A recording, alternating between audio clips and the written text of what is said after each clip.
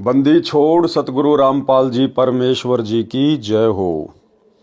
परमपिता परमात्मा सारी सृष्टि के रचनहार कुल मालिक असंख्य ब्रह्मांडों के स्वामी जगत गुरु तीनों लोकों में प्रवेश करके सबका भरण पोषण करने वाले राजाधिराज आत्माधार नाथों के नाथ देवों के देव महादेव सर्वेश्वर महेश्वर मृत्युंजय अजरो अमर आदि अनादि सनातनी प्रभु जगत पिता जगदीश्वर श्री श्री 1008 की उपाधि के वास्तविक अधिकारी अकाल मूरत शब्द स्वरूपी राम वासुदेव सर्वगतम ब्रह्म परम पूज्य प्रथम पूज्य परम संत परम पुरुष परम धनी परम दयालु सत्य कबीर हक्का कबीर अल्लाहु अकबर बाखबर अल्लाह ताला जगत के तारणहार जगत के मुक्तिदाता जगत के जगन्नाथ हारे के सहारे हिंदुओं के राम मुसलमानों के अल्लाह सिखों के वाहिगुरु ईसाइयों के मसीह दया के सागर दयानिधि करुणा के सागर करुणानिधि स्वयंभू परिभू संकट मोचन कष्ट हरण मंगल करण दुख भंजन अविगत कबीर निर्विकार निर्विषम परमात्मा अलय अलेख सतगुरु आदि अनादि सतगुरु असली मर्यादा पुरुषोत्तम असली राम असली कृष्ण असली घनश्याम असली मुरारी राजाओं के राजा महाराजाओं के महाराजा शहंशाहों के शहंशाह सम्राटों के सम्राट भगवानों के भगवान अल्लाहों के अल्लाह प्रभुओं के प्रभु मसीहाओं के मसीह सच्चे वाहिगुरु बाबाओं के बाबा पीरों के पीर सेठों के सेठ जगत सेठ सावड़सा सेठ सर्वगुण संपन्न अनंत कोटि कलाओं के स्वामी अनंत कोटि ब्रह्मांडों के नायक योगियों में महायोगी ध्यानियों में महाध्यानी सिद्धों में परम सिद्ध ज्ञानियों में तत्वज्ञानी ब्रह्मज्ञानी महाज्ञानी परम ज्ञानी सर्वश्रेष्ठ ज्ञानी विज्ञानी युवा कबीर समरथ कबीर असमवात अमित ओजा सच्चे रहनुमा करीम अल्लाह सुभान अल्लाह दुनिया के अंतिम पैगंबर 8 सितंबर 1951 से गांव धनाना जिला सोनीपत हरियाणा भारतवर्ष की पावन भूमि पे प्रकट रियल कल की भगवान श्री नारायण साकार हरि श्री बाबा साहिब शब्द स्वरूपी राम संत श्रोमणी सतगुरु रामपाल जी परमेश्वर जी के चरण कमल में साध संगति से जुड़े हुए देश विदेश से आप और हम सभी सत्सेवक भाई बहनों का अनंत कोटि दंडवत प्रणाम। सत्साई भाई और बहनों, दया पूज्य गुरुदेव भगवान की सतगुरु रामपाल जी परमेश्वर जी की जिनके शुभ आशीर्वाद से विशेष आशीर्वाद से आप और हम सभी सत्सेवक भाई बहन साध संगति से जुड़कर पूज्य गुरुदेव भगवान के तत्व ज्ञान को आधार बनाकर अपनी आत्मा के कल्याणार्थ हेतु दृढ़ता के साथ मोक्ष प्राप्ति के लिए भक्ति मार्ग पर निरंतर आगे की ओर बढ़ रहे हैं। भाई और बहनों, इस कलयुग की बिचली पीढ़ी में पूज्य गुरुदेव जी के आशीर्वाद से साध संगतियों के माध्यम से ही भगत आत्माओं में इतनी दृढ़ता और इतना विश्वास अपने गुरुदेव भगवान के प्रति पैदा होता है। और ये साध संगति सतगुरु रामपाल जी परमेश्वर जी के यथार्थ 13वें कबीर पंथ का ट्रेनिंग सेंटर है। साध संगति से जुड़कर ही आत्मा पाक साफ हो सकती है, अपने गुरु को परमात्मा के रूप में जान सकती है, पहचान सकती है। और जब तक हम गुरु को हृदय से परमात्मा के रूप में स्वीकार नहीं करेंगे, गुरु को परमात्मा के रूप में स्वीकार करने का मतलब है गुरु के अलावा अन्य किसी का प्रकट दिवस नहीं मनाना, गुरु के अलावा अन्य किसी को दंडवत नहीं करना, गुरु के अलावा अन्य किसी का जयकारा नहीं लगाना। तो ये विधि केवल वर्तमान में साध संगतियों में ही है। और जब तक हम इस प्रकार से पतिव्रता पद पर रहकर भक्ति नहीं करेंगे, तब तक हम पूज्य गुरुदेव जी के चरणों में उनके हृदय में जगह नहीं बना पाएंगे। तो गुरुदेव भगवान की बहुत बड़ी मेहर है आप और हम सभी सत्सेवक आत्माओं के ऊपर। और जिन जिन आत्माओं को मोक्ष प्राप्ति करनी होगी या परमात्मा ने करवानी होगी, उन सभी आत्माओं को परमात्मा अंततः साध संगति से जोड़ देंगे। तो भाई और बहनों, पूज्य गुरुदेव जी के कर कमल से लिखित पवित्र पुस्तक मुक्ति बोध के ऊपर वीडियो बनाने की श्रृंखला जारी है। इसी श्रृंखला में आज हमारा ये 19वें नंबर का वीडियो है। प्रत्येक वीडियो में गुरुदेव भगवान के आशीर्वाद से आप और हमें भक्ति मार्ग से संबंधित बहुत सारी नई नई बातें पता चलती हैं। उन बातों को सुनकर हमारा विश्वास भक्ति पर दृढ़ हो रहा है। तो आपने पिछले एपिसोड में पिछले वीडियो में आपने देखा कि मीराबाई की कथा जो गुरुदेव भगवान ने अपने कर कमल से लिखी है, उसमें गुरुदेव भगवान ने मीराबाई के विषय में बताया कि कैसे मीराबाई परमात्मा प्राप्ति के लिए प्रयास कर रही थी, कितनी दृढ़ता के साथ वो संघर्ष कर रही थी, कैसे मीराबाई को कबीर परमेश्वर जी की शरण प्राप्त हुई और मीराबाई ने अपने विश्वास को दृढ़ करने के लिए श्री कृष्ण जी को रिझाया, उनको खुश किया और कैसे श्री कृष्ण जी के रूप में स्वयं कबीर परमात्मा सतगुरु रामपाल जी भगवान प्रकट हुए और मीराबाई की प्रत्येक शंकाओं का समाधान किया, जिससे मीराबाई भक्ति मार्ग पर दृढ़ होकर लग गई। तो आज हम आगे से कथा की शुरुआत करते हैं। रात्रि में मीरा जी ने भगवान श्री कृष्ण जी का आह्वान किया। त्रिलोकीनाथ प्रकट हुए। कौन प्रकट हुए? त्रिलोकीनाथ। असली त्रिलोकीनाथ कबीर परमात्मा सतगुरु रामपाल जी भगवान है। 3 लोक। भाई और बहनों, जब 21 ब्रह्मांड के 3 लोकों की बात आती है तो गुरुदेव ने बताया कि 21 ब्रह्मांड के 3 लोक हैं, पाताल लोक, पृथ्वी लोक और ये स्वर्ग लोक। और जब बात आती है सृष्टि के तीनों लोकों की, तो उस समय काल का 21 ब्रह्मांड एक लोक बन जाता है। अक्षर पुरुष के 7 शंख ब्रह्मांड दूसरा लोक बन जाता है। और ऊपर के 4 अविनाशी लोक, सतलोक, अलखलोक, अगमलोक और अनामी लोक, ये 4 लोक मिलकर तीसरा लोक बन जाता है। इस प्रकार सृष्टि की यह त्रिलोकी है। तो पूरी सृष्टि के जो त्रिलोकीनाथ हैं वे हैं कबीर भगवान सतगुरु रामपाल जी परमेश्वर। तो कौन प्रकट हुए? यहां गुरुदेव ने श्री कृष्ण जी का नाम नहीं लिखा, संकेत कर दिया त्रिलोकीनाथ प्रकट हुए। त्रिलोकीनाथ कबीर परमात्मा सतगुरु रामपाल जी भगवान मीरा को अपनी शरण में लेने के लिए, भक्ति पर लगाने के लिए श्री कृष्ण जी का रूप बनाकर प्रकट हुए। मीरा ने अपनी शंका समाधान के लिए निवेदन किया कि हे प्रभु, क्या आपसे ऊपर भी कोई परमात्मा है? एक संत ने सत्संग में बताया है, श्री कृष्ण जी ने कहा कि मीरा, परमात्मा तो है परंतु वह किसी को दर्शन नहीं देता। अब श्री कृष्ण जी इतनी आसानी से भला कैसे बता देगा? अपने ग्राहक इतनी आसानी से भला दुकानदार कैसे किसी दूसरी दुकान पर जाने देगा? लेकिन यहां तो स्वयं कबीर परमात्मा ही ये भूमिका कर रहे थे। हमने बहुत समाधि व साधना करके देख ली है। मीराबाई जी ने सत्संग में परमात्मा कबीर जी से यह भी सुना था कि उस पूर्ण परमात्मा को मैं प्रत्यक्ष दिखाऊंगा, सत्य साधना करके उसके पास शतलोक में भेज दूंगा। मीराबाई ने श्री कृष्ण जी से फिर प्रश्न किया कि क्या आप जीव का जन्म मरण समाप्त कर सकते हो? श्री कृष्ण जी ने कहा कि असंभव, कि मेरा खुद का जन्म मरण है। गीता अध्याय 4 श्लोक 5, गीता अध्याय 4 श्लोक 9, गीता अध्याय 10 श्लोक 2। स्वयं गीता ज्ञान देने वाला प्रभु कह रहा है कि अर्जुन, तेरे और मेरे बहुत जन्म हो चुके हैं। ये राजा और ये सेना पहले भी थी और आगे भी होगी। और ये ना सोच कि आगे तेरे जन्म नहीं होंगे या मेरे जन्म नहीं होंगे। अर्थात गीता ज्ञान देने वाला भी जन्म और मरण में है। तो भला फिर मीरा का जन्म मरण श्री कृष्ण जी कैसे समाप्त कर देता? तो श्री कृष्ण रूप में कबीर परमेश्वर ने सत्य बता दिया। श्री कृष्ण जी ने कहा कि असंभव। कबीर जी ने कहा था कि मेरे पास ऐसा भक्ति मंत्र है जिससे जन्म मरण सदा के लिए समाप्त हो जाता है। वह परम धाम प्राप्त होता है, जिसके विषय में गीता अध्याय 15 श्लोक 4 में कहा है कि तत्व ज्ञान तथा तत्वदर्शी संत की प्राप्ति के पश्चात परमात्मा के उस परम पद की खोज करनी चाहिए, जहां जाने के पश्चात भगत फिर लौटकर संसार में कभी नहीं आते। उसी एक परमात्मा की भक्ति करो। कौन कह रहा है? गीता का ज्ञान देने वाला। अगर दुनिया गीता ज्ञान देने वाला श्री कृष्ण जी को मानती है या काल को मानती है, तो भैया वो दोनों कह रहे हैं कि भाई हमारे बस की बात नहीं है जन्म मरण का रोग समाप्त करना, 84 लाख योनियों के कष्ट से जीव को बाहर निकालना। वो तो कोई और ही परमात्मा है, उसकी जानकारी तो तत्वदर्शी संत देगा। और हाथ खड़े कर दिए कि उसी एक परमात्मा की भक्ति करो। यानी इस ब्रह्म ने, श्री कृष्ण ने, विष्णु ने, आप जो मर्जी समझो, इन्होंने हाथ खड़े कर दिए कि हमारी भक्ति से आपका जन्म मरण का रोग समाप्त नहीं हो सकता।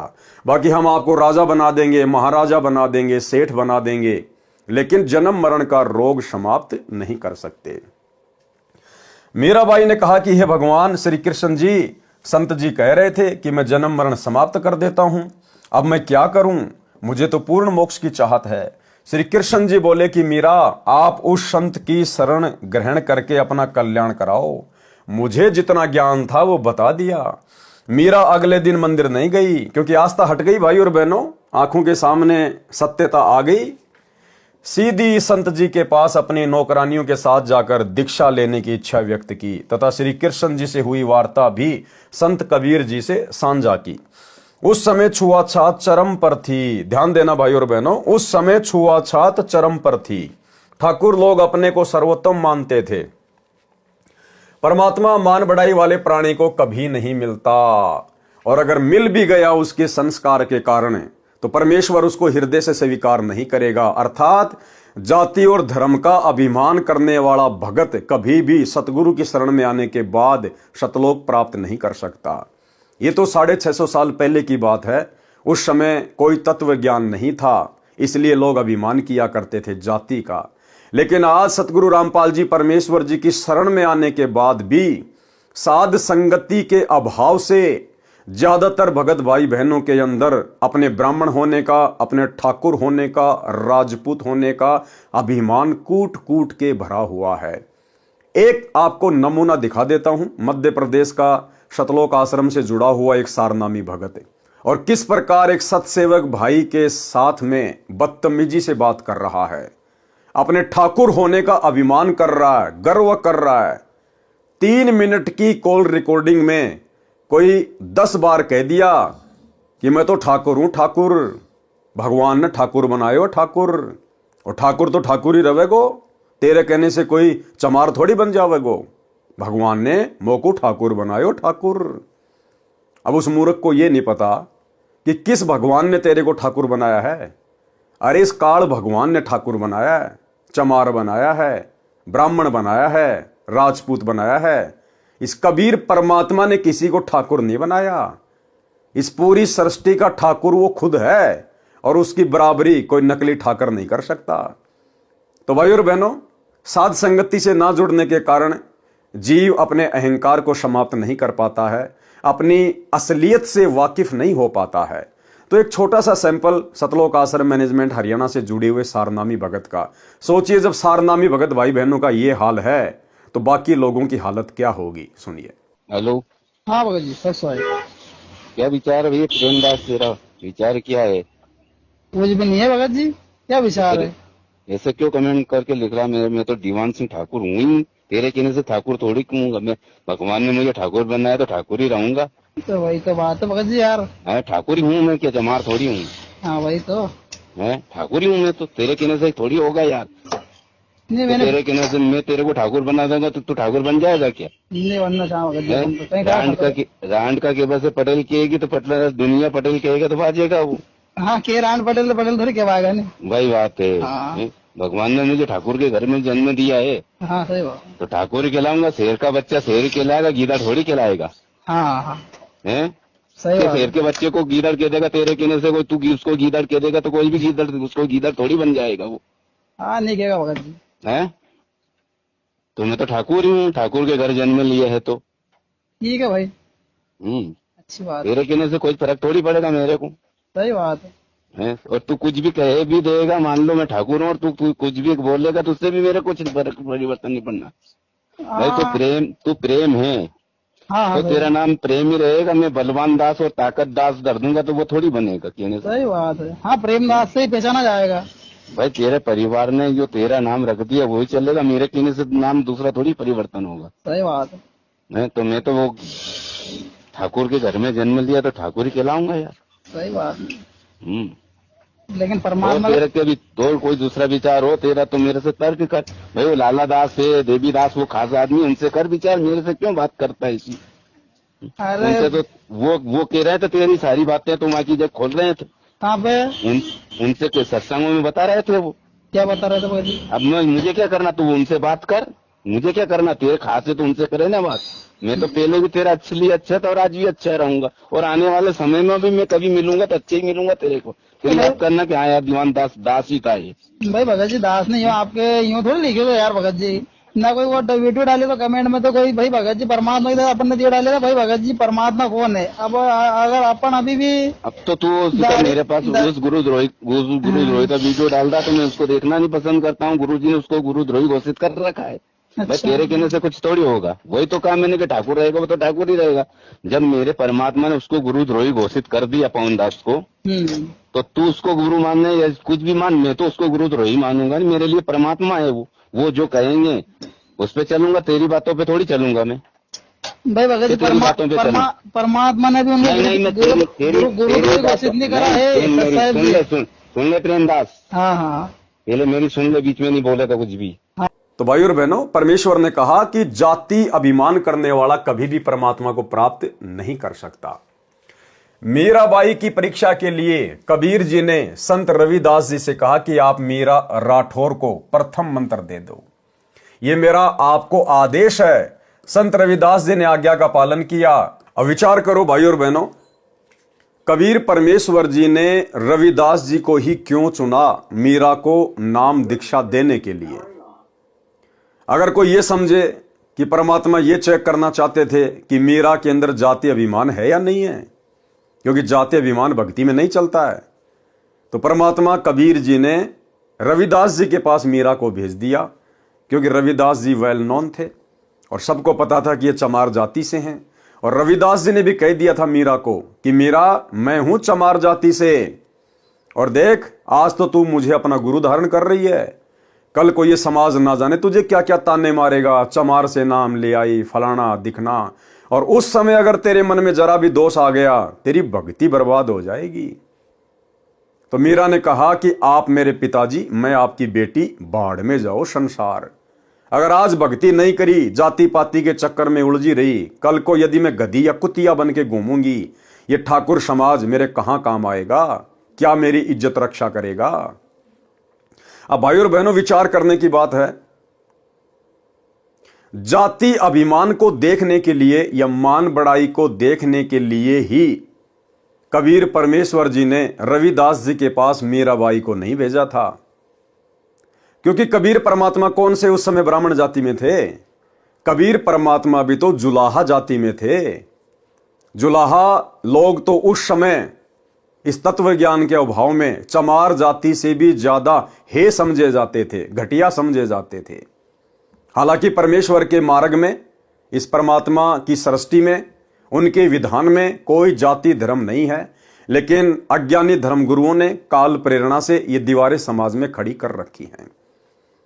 तो कबीर परमात्मा उस समय खुद भी तो जुलाहा जाति में थे, एक भूमिका कर रहे थे। तो मात्र मीराबाई में जाति अभिमान को देखने के लिए रविदास जी के पास नहीं भेजा था। कबीर परमात्मा को पता था कि समाज में छुआछात कितनी है, लोग जाति अभिमान करते हैं। आने वाले समय में लोग थोड़ा बहुत दबेंगे, ज्यादा ऊपर मुंह उठा के बात नहीं करेंगे, जो अपने आप को क्षत्रिय समझते हैं, ठाकुर समझते हैं, राजपूत समझते हैं, क्योंकि उनके ऊपर एक बंदिश होगी कि भाई अगर तुम इतने बड़े ठाकुर हो, इतने बड़े राजपूत हो, तो मीराबाई ने फिर 600 साल पहले रविदास जी से, जो कि चमार जाति से थे, उनसे उपदेश क्यों लिया? ठाकुरों का गुरु तो चमार है। मीराबाई राठौड़ जाति से थी, ठाकुर थी, और उसने अपने आत्म कल्याण के लिए जाति पाति को नहीं देखा। रविदास जी से, चमार जाति के संत से जाकर उपदेश ले लिया। फिर तुम आज वर्तमान में क्यों जाति पाति के चक्कर में पड़े हो? तो ये बहुत सारे कारण थे भाई और बहनों। परमात्मा ने इसलिए स्वयं ही रविदास जी का रूप बनाया। रविदास जी ने मीराबाई को उपदेश नहीं दिया, क्योंकि रविदास जी तो एक भगत थे, और ये पांचों मंत्र की दीक्षा किसी भगत को देने के आदेश नहीं है इस परमात्मा के। किसी भी युग में इतिहास उठा के देख लो आप, 650 साल पहले धर्मदास जी परमात्मा के परम भगत थे, और कबीर परमात्मा ने धर्मदास जी को भी आदेश नहीं दिया पांचों मंत्रों की दीक्षा के लिए। धर्मदास के 80 साल की उम्र में जो पुत्र हुआ था चूड़ामणि और मुक्तामणि, परमात्मा ने उसको आदेश दिया था आगे दीक्षा देने के लिए, ना कि धर्मदास को। तो भला रविदास को कैसे आदेश दे देंगे? तो ये सारे खेल भाई और बहनों कबीर परमेश्वर ने स्वयं ही खेले थे।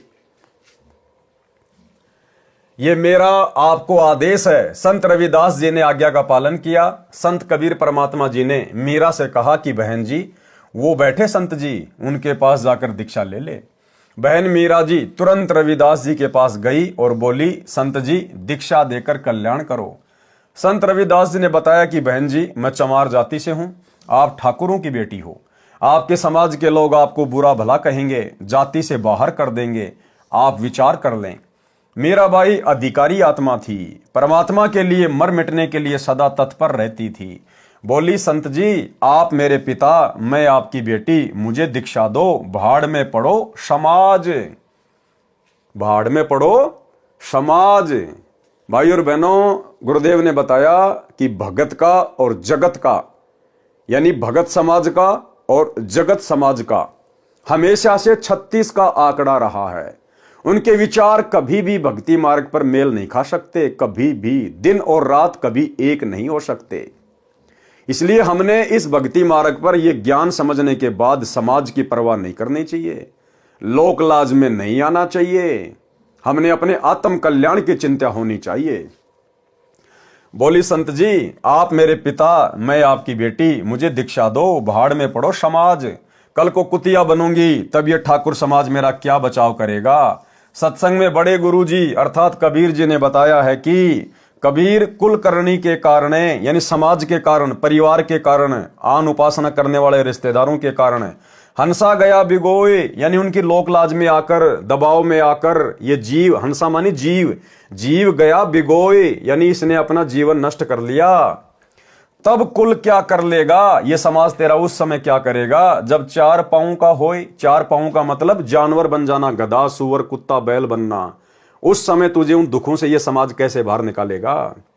शब्दार्थ, कबीर परमेश्वर जी सतर्क कर रहे हैं कि हे भगत, स्त्री, पुरुष जो कुल परिवार व संसार की शर्म के कारण भक्ति नहीं करते, कहते हैं कि घर परिवार वाले व संसार के व्यक्ति मजाक करेंगे कि नाम दीक्षा लेकर दंडवत प्रणाम करते हो, अन्य देवी देवताओं की पूजा नहीं करते हो, श्राद्ध पिंडदान नहीं करते हो, तुम्हें शर्म आनी चाहिए। उन्होंने अपना मानव जीवन नष्ट कर लिया। भक्ति न करने से जब 4 पैर के पशु यानी गधे, कुत्ते, सुअर, बैल आदि बनोगे, तब ये कुल व संसार के व्यक्ति क्या बचाव करेंगे। भक्ति ने बचाव करना था, वो की नहीं, इसलिए भक्ति करो।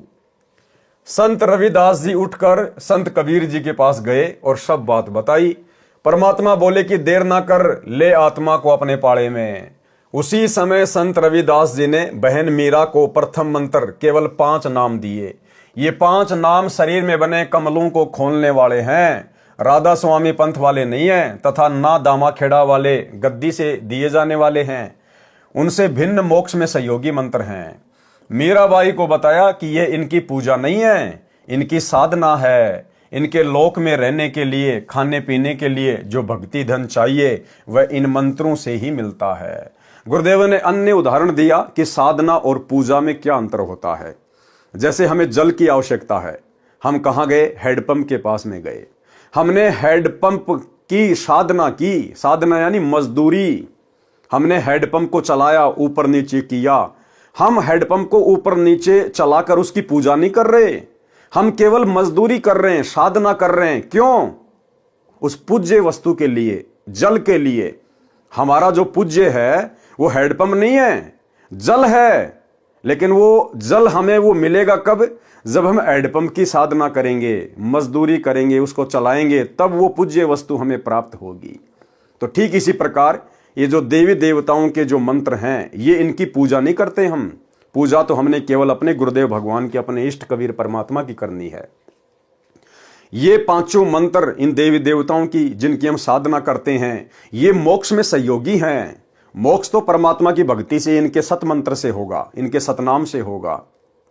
लेकिन इस भक्ति को सुचारू रूप से करने के लिए हमें यहां जो आवश्यक वस्तुओं की जरूरत है, अन्न धन की जो जरूरत है, वो हमें परमात्मा इन देवी देवताओं के माध्यम से उपलब्ध करवाएंगे।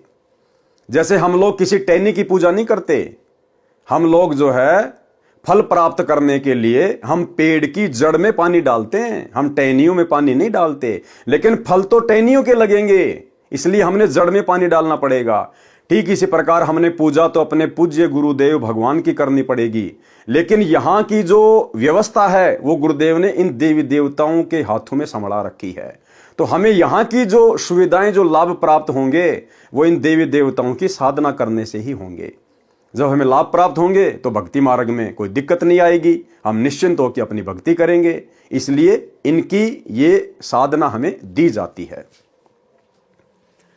मीराबाई को बताया कि ये इनकी पूजा नहीं है, इनकी साधना है। इनके लोक में रहने के लिए, खाने पीने के लिए जो भक्ति धन चाहिए वह इन मंत्रों से ही मिलता है। यहाँ का ऋण उतर जाता है, फिर मोक्ष के अधिकारी होते हैं। परमात्मा कबीर जी तथा संत रविदास जी वहां 1 महीना रुके। मीराबाई पहले तो दिन में घर से बाहर जाती थी, फिर रात्रि में सत्संग में जाने लगी। क्योंकि सत्संग दिन में कम तथा रात्रि में अधिक होता था। क्योंकि दिन में समय निकाल लेता, कोई रात्रि में। मीरा के देवर राणा जी मीरा को रात्रि में घर से बाहर जाता देखकर जल भुन गए, परंतु मीरा को रोकना तूफान को रोकने का समान था। क्या कह रहे हैं गुरुदेव? मीराबाई को रोकना तूफान को रोकने के समान था।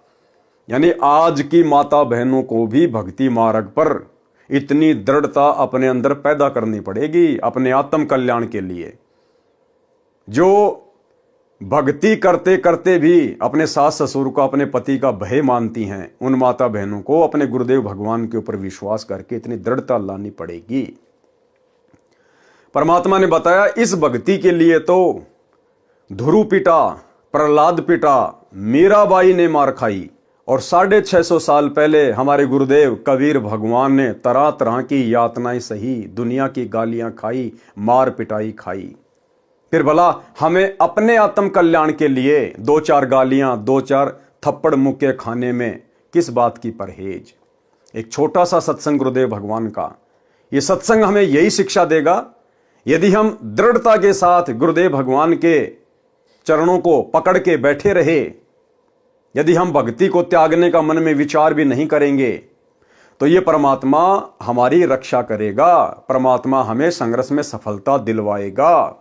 तो एक छोटा सा सत्संग जो आप और हमें प्रेरणा देगा कि किस प्रकार से हमने भक्ति मार्ग पर सफलता के लिए दृढ़ता के साथ में संघर्ष करना चाहिए। सुनिए। ऐसे और भी बहुत से भक्त बताते हैं, ऐसे ऐसे व्याधि चलन लग गया तो 100 का नोट पाया। एक माई कह रही थी जी मैं पति तो नाम नहीं ले रहा, बाधा भी करता था। समागम आ गया, करौथे आश्रम में जब हम सत्संग करते थे तो मैंने अपने पति से कहा कि मैं सत्संग में जाऊंगी, मैंने 100 रुपये दे दे। ये 10 वर्ष पहले, 8-9 वर्ष पहले की बात है। वो कहने लगा मैं तेरे को 54 नहीं दूं, और तू तीसरे दिन झोला ठावे और वहां चली जाती है। वो कहने लगी मैं कोई गलत जगह जाती हूँ, 60-65 साल की उम्र की बुढ़िया थी, और तेरे बेटे जाने लग रहे वहां पर। बेटे तो अपनी कमाई करें, वो ले जाते हैं किराया। मैं किराया मान ले उनसे मांग भी लूं तो नखरे करता है, क्योंकि बेटे अलग हो रहे हैं, उनसे थोड़ा द्वेष रखता है, उनसे कैसे ले लेगी, वहां जाओ भी नहीं। तो उसने कहा कि मुझे 100 रुपये दे दे। मैं बोला कत्ती नहीं जान दूं, और जाके दिखाइए आज तू। तो नहीं, मैं पैसा किराया दूं नहीं, तू जागी कैसे? तो वो कहने लगा मेरे द्वारा पैसा को ना। फिर आखिर में ये बहाना मिला उसने कि मेरे द्वारा 100 रुपये को नहीं। वो क्या कहती है उसकी पत्नी कि मैं तो बैठकर रोने लगी, जहां पूजा स्थल है रोने लगी है भगवान, देख कौन बनी। हम एक दूसरे के ऐसे बांध रखे हैं कि हम इनसे अब अपने भगवान के दरबार में भी नहीं जा सकते। आखिर में कहने की मैंने ये सोच लिया कि मैं अभी चाहती हूं किसी पड़ोसन पर मांग मूंग कर मैं जाऊंगी। इतना दृढ़ निश्चय मैंने कर ही लिया था, लड़ाई होगी, बोलेगी, मार पीट लेगा और 2 मुक्के खा लेगी भगवान के नाम पे। ध्रुव पिटा, प्रहलाद पिटे, मीराबाई पिटी। ऐसे ही निर्णय होता है, ऐसे ही परमात्मा निकटाता है। इतने में बूढ़ा साइकिल लेकर जा था, गांव से निकला, सड़क थी अच्छी, तो दिल्ली के, ये पंजाब खोड़ की बात है, और वहां वो गया होगा सड़क के ऊपर आधा किलोमीटर, एक 100 का नोट ऐसे हवा में उड़ा, अगले साइकिल के अगले पहियों की ताड़ियां में आके चिपक गया, और उसने रोका तुरंत साइकिल। 100 का नोट ताजा, उसकी तो घीघी बंद की, घबरा गया, उल्टा आया, आकर ने बोला ले भगवान, तेरे भगवान ने भेज दिया, तेरा 100 का नोट ले जा। तो और उसका जो है ना पसीने आ रहे, उसके बाद उसने मुझे मना नहीं किया।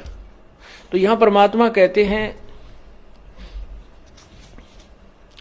पति भरता पग जमी पर जो जो धर है पाव, समर्थ झाड़ू देत है ना काटा लग जावे। पति भरता भूखी रहे, यानी पति भरता को, यानी सच्ची उस अनन्य मन से पूजा कर रही भक्त आत्मा को कोई अभाव होता है, किसी चीज की आवश्यकता होती है, और वो वास्तव में उसकी आवश्यकता है, तो कहते हैं पतिव्रता भूखी रहे वहां समर्थ घर सोच, ऐसे पति की स्त्री के, ऐसे पति की स्त्री के काल कर्म हो मोक्ष मोच। कहते हैं जैसी भक्त आत्मा जब दुखी होती है तो भगवान के दरबार में भी चिंता बन जाती है, और ऐसे पति की स्त्री के काल कर्म हो मोक्ष, जो ऐसी दृढ़ता के साथ, समर्पण के साथ, पूरे विश्वास के साथ भगवान पर लगती है, उसके नाम पर, कहते हैं उन्हीं का मोक्ष होता है, उन्हीं के पाप कर्म नष्ट होते हैं। कहते हैं नुक्ते ऊपर रिच जगह रे कोट कर्म जल जा तुम्हारे, ये नुक्ते होते हैं जो हम लोग लाज और किसी परमात्मा के नाम पर ना किसी पति से, ना पत्नी से, ना पुत्र से कोई दबाव नहीं मानते अपने आत्म कल्याण के लिए, तो परमात्मा प्रसन्न होता है। परमात्मा कहते हैं मात पिता सुत स्त्री, मात पिता सुत स्त्री, आलस बंधु कान, संत मिलन को जब चले ये अटकावे आण। मात पिता, बालक है, बेटा है, बेटी है, माँ बाप नहीं जानते सत्संग में, जो 15-16 साल के 20 साल तक हैं वो माता पिता के अधीन होते हैं, और जो बुजुर्ग हैं वो जब बच्चे बड़े हो जाते हैं तो बच्चे बेटियां के अधीन हो जाते हैं, बेटे के अधीन हो जाते हैं, या फिर आलस, या फिर लोक लाज। जैसे आप यहाँ सत्संग में आते हैं, कोई ना कोई जरूर टकरा देगा, कहाँ चले, बेरा है सत्संग में जान दोगे, थारा तो पाँव लिकट रहा है, तीसरे दिन वहां बैठे रहते हो, तो इस तरह के श्लोक सुना देते हो, और आप जो ज्ञान में कमजोर है इन बातों से दबाव मानने लग जाता है, और फिर वो आना भी कम कर देता है, उसको ज्ञान नहीं है। इसके लिए परमात्मा कहते हैं कि मात पिता सुत स्त्री और आलस बंधु कांड। बंधु कांड माने लोक लाज, अपने मित्रों के वो कहे हुए व्यंग्यात्मक बातों से झिझक जाना। कहते हैं सतगुरु मिलन को जब चला ये अटकावे आण, ये आके आंट लावेंगे, किधर बेटा क्या माँ बाप या स्त्री ऐसी निकम्मी हो जाए कदी बेबे, बस जी का झाड़ बन जाती इस भगत के, या फिर लोक लाज, या खुद आलस कर जा, फिर देखोगे, फिर अगले बार देखेंगे, सर्दी ज्यादा है, गर्मी घनी है। इनका अटकाया ना अटके जो सतगुरु दर्श को जाए, कहे कबीर सो संत है भाई आवागमन निसावे। कहते नुक्ते ऊपर रीत जाएगा। ऐसे हम थोड़ी बहुत भगवान के लिए पापीटिया करेंगे, संघर्ष करेंगे तो हमारे निकट आएगा, और केवल बात बनाते हैं परमात्मा या कोई भी क्रिया पूरी नहीं हो सकती। जैसे अब यहाँ कौन आएंगे, वो आएंगे जो पूर्ण रूप से परिचित हो चुके हैं इस ज्ञान से। परंतु मीरा को रोकना तूफान को रोकने के समान था, इसलिए राणा जी ने अपनी मौसी जी यानी मीरा की माता जी को बुलाया और मीरा को समझाने के लिए कहा कि इसने हमारी इज्जत का नाश कर दिया। बेटी माता की बात मान लेती है। मीरा की माता ने मीरा को समझाया, मीरा ने उसका तुरंत उत्तर दिया। शब्द सत्संग में जाना मीरा छोड़ दे, सत्संग में जाना मीरा छोड़ दे। हाय मारी लोग करें तकरार, सत्संग में जाना मीरा छोड़ दे। अब मीरा की माता जी को राणा ने बुला लिया कि हो सकता है भाई माँ की बात बेटी मान जाए। तो मीरा की माँ ने मीरा को क्या समझाया? सत्संग में जाना मीरा छोड़ दे, सत्संग में जाना मीरा छोड़ दे। हाय मारी लोग करे तकरार, सतसंग में जाना मेरा छोड़ दे। मीरा की मां ने कहा कि लोग तरह तरह की बातें कर रहे हैं, तेरी लड़की रात को जाती है, पता नहीं कहाँ जाती है, कैसे कैसे लोगों के बीच में ठाकुरों की लड़की होके बैठती है, समाज की नाक कटवा दी है। यानी मीरा को सत्संग में जाने से रोकने के लिए काल प्रेरणा से उसकी मां ने बहुत तरह से समझाया। लेकिन भाई मीरा को तो परमात्मा चाहिए था, और जिन आत्माओं को सतगुरु चाहिए, जिनको अपना आत्म कल्याण करवाना होता है, गुरुदेव कहते हैं फिर वो समाज की चाल में नहीं फंसती, वो फिर किसी की नहीं सुनती। तो मीरा ने फिर क्या कहा, सत्संग में जाना मेरा ना छूटेरी, सत्संग में जाना मेरा ना छूटेरी। हाय चाहे जल के मरो सन सारे, सत्संग में जाना मेरा ना छूटेरी। हाय चाहे जल के मरो सन सारे, सत्संग में जाना मेरा ना छूटेरी। फिर मीरा की मां ने किस प्रकार से मीरा को डराना चाहा, थारे सत्संग के राह में ये, थारे सत्संग के राह में ये। आए वापे रहते हैं काले नाग, कोए कोए नाग तन डस ले वैरी। आए वापे रहते हैं काले नाग, कोए कोए नाग तन डस ले वैरी। अब मीरा की मां ने डराया कि ये डर जाएगी और सत्संग में जाना छोड़ देगी रात को, कि दूध जब सत्संग में जाती है ना तो रास्ते में बड़े बड़े जहरीले काले काले नाग सर्प रहते हैं, और कोई कोई सर्प तेरे को डस लेगा, मर जाएगी, पानी भी नहीं मांगेगी। तो मीरा ने अपने गुरुदेव भगवान के ऊपर विश्वास करके क्या जवाब दिया, जब गुरु मारे मेहर करेरी, जब गुरु मारे मेहर करेरी। आए वो तो सर्प गंडे वे बने जावे, सत्संग में जाना मेरा ना छूटेरी। आरी वो तो सर्प गंडे वे बने जावे, सत्संग में जाना मेरा ना छूटेरी। कि माता जी, यदि मेरे गुरुजी मेरे ऊपर प्रसन्न हैं, यदि मेरे गुरुजी मेरी मर्यादाओं से, मेरी भक्ति से, मेरे संघर्ष से अगर प्रसन्न हैं, तो मेरे गुरुजी के प्रताप से, उनके आशीर्वाद से वो जहरीले से जहरीला कोबरा सांप भी गंडेवा बन जाएगा, केंचुआ। बारिश के टाइम पे छोटे छोटे आते हैं ना वो केंचुए, जो किसी को काटते नहीं, किसी को खाते नहीं, उनमें जहर नहीं होता। तो मीरा ने कहा कि मेरे गुरुजी इतने समर्थ हैं, इतने शक्तिशाली हैं, वो जहरीले से जहरीला सर्प भी केचुआ बन जाएगा मेरे गुरुजी के आशीर्वाद से। अब भाई और बहनों, विचार करने की बात है, लिख कौन रहे शब्द को? सतगुरु रामपाल जी भगवान।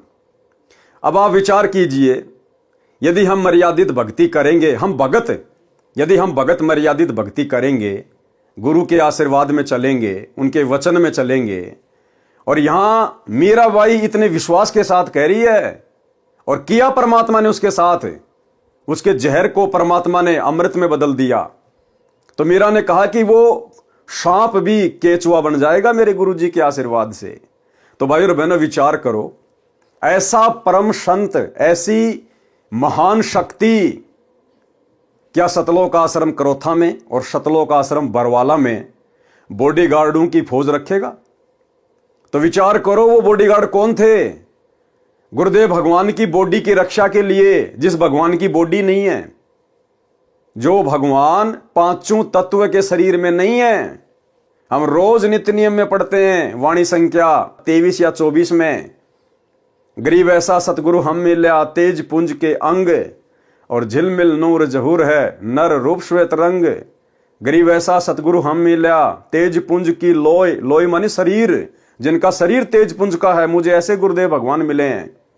तन मन अर्पू शीस को होनी होय सो होय, और फिर हम पढ़ते हैं, गरीब ऐसा सतगुरु हम मिल्या, बेपरवाह अबंध, परमहंस पूर्ण पुरुष, रोम रोम रविचंद।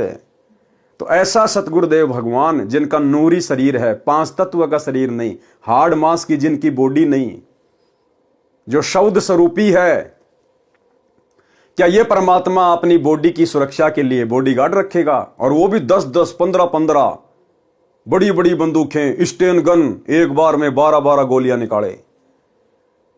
तो गुरु को मानुष मानने के कारण, अपने जैसा हाड़मास का पुतला मानने के कारण, और जो लोग गुरु जी के साथ में रहा करते थे, जिनको हम परम भगत मानते हैं, बहुत बड़े बड़े सेवादार मानते हैं, उन लोगों ने गुरु को अपने जैसा हाड़मास का पुतला मानने के कारण उन लोगों ने गुरु जी की सुरक्षा के लिए, कि कहीं गुरु जी को कोई टपका ना दे, कहीं गुरु जी को कोई मार ना दे, उन लोगों ने अपनी छोटी और घटिया सोच आधार से गुरु को मानुष मानकर उन बंदूकों का इंतजाम किया था। बॉडीगार्ड बने फिर रहे थे, और बॉडीगार्ड बनने के बाद भाई और बहनों फिर मान बढ़ाई और अहंकार तो प्रथम है। दास देखा करता था सतलोक आश्रम बरवाड़ा में, बंदूक यहां लगा के पिस्तौल और नीचे का मुंह दिखा के चला करते थे कि भक्तों को दिखे कि मैं गुरु जी का बॉडीगार्ड हूं। ये मान बढ़ाई पैदा करती हैं ये चीजें। इस परमेश्वर को आवश्यकता नहीं है। अरे जो तीनों लोकों में प्रवेश करके सबकी सुरक्षा करता है, सबका धारण पोषण करता है, उसको सुरक्षा की आवश्यकता है क्या? इसको सिक्योरिटी की आवश्यकता है क्या? तो ये तो गुरु को मानुष मानने के कारण उन बड़े बड़े परम भक्तों ने अपनी छोटी सोच आधार से ये क्रियाक्रम सेट कर रखा था। अब आने वाले समय में जब इस परमेश्वर की समर्थता, इसकी महत्वता, इस परमेश्वर की शक्ति जब पूरे संसार में होगी, पूरे ब्रह्मांड में होगी, वो तो ऑलरेडी पहले से है ही, उसी की शक्ति से सब कुछ चल रहा है। लेकिन आप और हमारी बुद्धि विकसित नहीं है, इसलिए हम नहीं समझ पा रहे।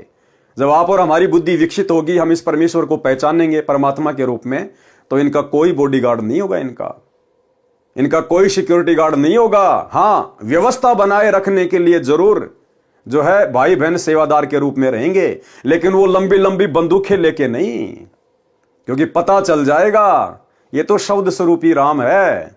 1 सेकंड में शरीर को नष्ट कर ले, 1 सेकंड में ये अपने शरीर को धारण कर ले। इसको मारने में कौन समर्थ है? तो परमेश्वर की समर्थता का जब ज्ञान हो जाएगा, तो फिर जीव अपनी सोच आधार से ऐसी हरकत नहीं करेगा। तो मीरा बाई ने कहा कि माताजी मुझे क्या डरा रही हो? मेरे परमात्मा, मेरे सतगुरु के रहते सहते मुझे सांप लड़ जाए, और लड़ भी जाएगा तो मेरा कुछ बिगाड़ नहीं पाएगा। परमात्मा उसके जहर को पानी बना देगा, मेरे को शीतलता ही देगा। फिर उसकी मां ने और तरीका अपनाया, थारे सत्संग के राह में ये, थारे सत्संग के राह में हाय वापे रहते हैं बबरी शेर, कोए कोए शेर तन खा ले वैरी, हाय वापे रहते हैं बबरी शेर, कोए कोए शेर तन खा ले वैरी। बोले बेटी, बड़े बड़े बबरी शेर भी रहते हैं वहां रास्ते में, और तेरे को तो एक ही बटके में खा जाएंगे वो बबरी शेर। मीराबाई को डराने का प्रयास कर रही उसकी मां। मीराबाई ने क्या कहा? जब गुरु मारे मेरे करेरी, जब गुरु मारे मेहर करेरी। कौन से गुरु? ये कबीर भगवान सतगुरु रामपाल जी। जब गुरु मारे मेहर करेरी, जब गुरु मारे मेहर करेरी, आए वो तो शेरा के गिद्दड़ बने जावे, सतसंग में जाना मेरा ना छूटेरी। आए वो तो शेरा के गिद्दड़ बने जावे, सतसंग में जाना मेरा ना छूटेरी। माँ, वो तेरे जो बबरी शेर है ना, वो गिद्दड़ बन जाएंगे, गिद्दड़। पूंछ को दबा के दौड़ जाएंगे मेरे को देखते ही, मेरे सतगुरु के प्रताप से, मेरे सतगुरु के आशीर्वाद से। तो किसको डरा रही है माँ? मीरा सत्संग में जाना नहीं छोड़ेगी, अर्थात भक्ति करना नहीं छोड़ेगी। अब जैसे आज सत्संग घर घर में हो गए, उस समय तो कोई मोबाइल नहीं था, कोई ऐसा वैज्ञानिक जो है उपकरण नहीं था, इसलिए मीरा की मजबूरी थी सत्संग में जाना। आज वर्तमान में जैसे हमारे गुरुदेव भगवान हिसार जेल में बैठे हैं, तो हमने किसी आश्रम में धक्के खाने की जरूरत नहीं है। हमारे घर में सत्संग है, हमारे गुरुदेव के द्वारा किए गए सत्संग हमारे पास में उपलब्ध हैं, मोबाइल में, मेमोरी कार्ड में। हम अपने घर पर बैठकर शांति से सत्संग सुने। आज गुरुदेव की गैर हाजिरी में जितना समय हम आश्रमों में आने जाने में बर्बाद करेंगे, जितना समय हम बसों में आने जाने में बर्बाद करेंगे, जितना पैसा हम बर्बाद करेंगे, अरे उतने समय में तो 10 बार सत्संग सुन लेंगे घर पर बैठकर शांति से। हाँ, अगर गुरुदेव आश्रम में हैं, चाहे लाख बार जाओ, लेकिन उनकी गैर हाजिरी में हमें कहीं भी धक्के खाने की जरूरत नहीं है सत्संग के लिए। परमात्मा ने घर घर में सत्संग दे दिए। तो मीरा बाई ने कहा कि माँ, वो बबरी शेर भी गिद्दड़ बन जाएंगे मेरे गुरुदेव के आशीर्वाद से, मीरा का सत्संग में जाना बंद नहीं होगा। फिर और क्या बताया उसकी माँ ने, थारे सत्संग के बीच में है, थारे सत्संग के बीच में आए वापे रहते हैं साधु संत, कोई कोई संत तन ले रमय, हाय वापे रहते हैं साधु संत, कोई कोई संत तन ले रमय। अब मीरा की मां ने कहा कि मीरा देख, तू ठाकुरों की लड़की है, तू सुंदर है, और तू सत्संग में जाती है और वहां हर प्रकार के आदमी आते हैं, और तुझे कोई बैला फुसला के भगा के ले जाएगा तुझे, तू सत्संग में मत जा। तो मीराबाई ने क्या कहा, तेरे री मन में माता पाप है री, तेरे री मन में माता पाप है री, संत मेरे माँ बाप हैं री, संत मेरे माँ बाप हैं री, हारी वो तो कर देंगे बेड़ा पार, सत्संग में जाना मेरा ना छूटरी, हाय वो तो कर देंगे बेड़ा पार, सत्संग में जाना मेरा ना छूटरी। यहाँ भाई और बहनों, जो ये संत शब्द है ना, संत मेरे माँ बाप हैरी, ये यहाँ पर संत रविदास जी के लिए मीरा ने कहा है, भक्तों के लिए नहीं। भगत हमारे माई बाप नहीं होते हैं। यहाँ पर संत रविदास जी यानी अपने गुरु जी के लिए मीरा ने शब्द यूज किए हैं। तो क्या कहा मीरा की मां ने कि थारे सत्संग के बीच में आए वहां पे रहते साधु संत, और कोई कोई संत तने ले रमे, कि तुझे भगा के ले जाएगा बैला फुसला के, और नाक कट जाएगी समाज में। तो भाई और बहनों, मीरा ने तो जवाब दे दिया, क्योंकि मीरा पाक साफ आत्मा थी, जिसके खुद के मन में दोष नहीं होता, सामने वाला भी उसको निर्दोष दिखाई देता है। लेकिन भाई और बहनों, वर्तमान में क्या हो रहा है, आज बिचली पीढ़ी का समय, पूर्ण परमात्मा स्वयं धरती पे सतगुरु रूप में प्रकट, भक्ति का पूरा कोर्स दे दिया गुरुदेव भगवान ने। और बड़ी विडंबना की बात है, शर्म की बात है, भगत समाज के लिए चुल्लू भर पानी में डूब मरने की बात है। स्वयं सतगुरु रामपाल जी भगवान भक्तों की बदनीयत के विषय में, शतलोक आश्रमों से जुड़े हुए कोऑर्डिनेटरों की घटिया हरकतों के विषय में अपने मुख से सार्वजनिक तौर पर सत्संग में कहने के लिए मजबूर हो रहे हैं। इतने घटिया कर्म इन शतलोक आश्रमों में कोऑर्डिनेटरों के द्वारा, सोचिए आम संगत का क्या हाल होगा। आम संगत को हैंडल करने वाले कोऑर्डिनेटरों का यह हाल है कि माता बहनों के साथ में अश्लील हरकतें करते हैं।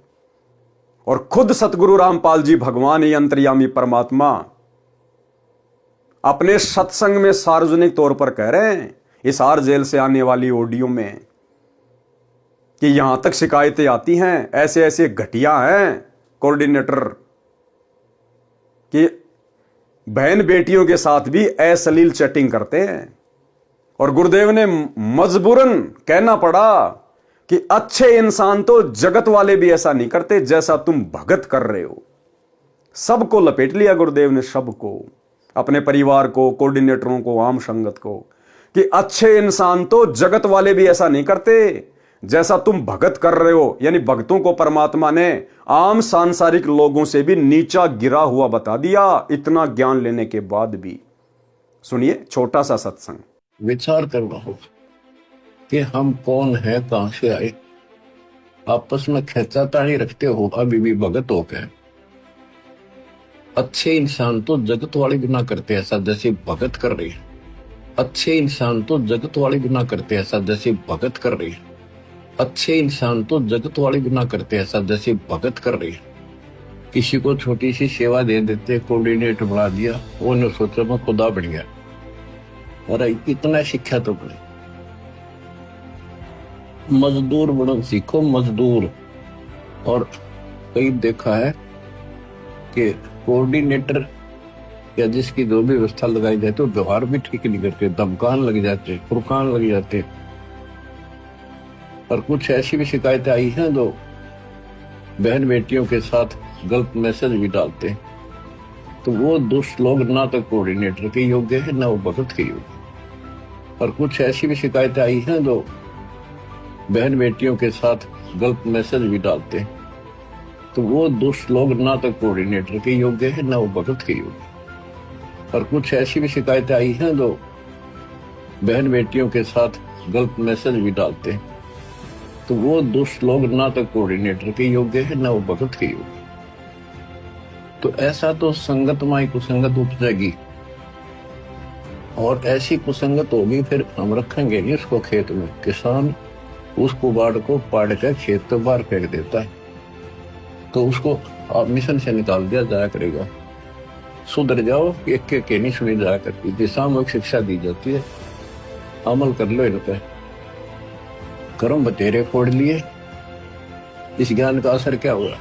थोड़ा सा सुख होते हो फिर पक्के एजेंट काल के बन जाते हैं, बकवाद वही करनी, भगवान से दूर हो जाना।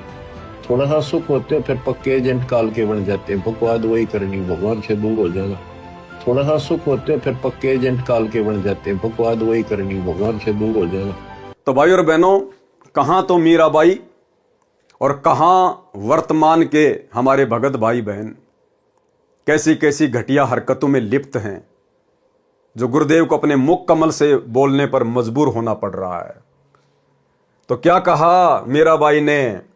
तेरे री मन में माता पाप है री, तेरे री मन में माता पाप है री, संत मेरे माँ बाप हैं री, संत मेरे माँ बाप हैं री, आए वो तो कर देंगे बेड़ा पार, सत्संग में जाना मेरा ना छूटरी, हाय वो तो कर देंगे बेड़ा पार, सत्संग में जाना मेरा ना छूटरी।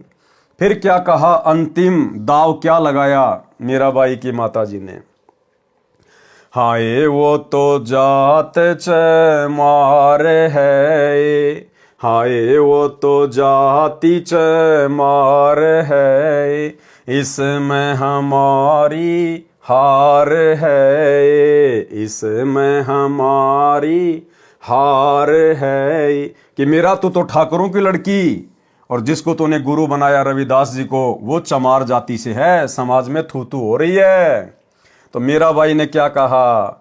तेरे री लेख माता चमार है री, तेरे री लेख माता चमार है री, मेरा सिर जन हार है री, मेरा सिर जन हार है री, आए वो तो मीरा के गुरु रविदास, सत्संग में जाना मेरा ना छूटरी, आए वो तो मीरा के गुरु रविदास, सत्संग में जाना मेरा ना छूटरी।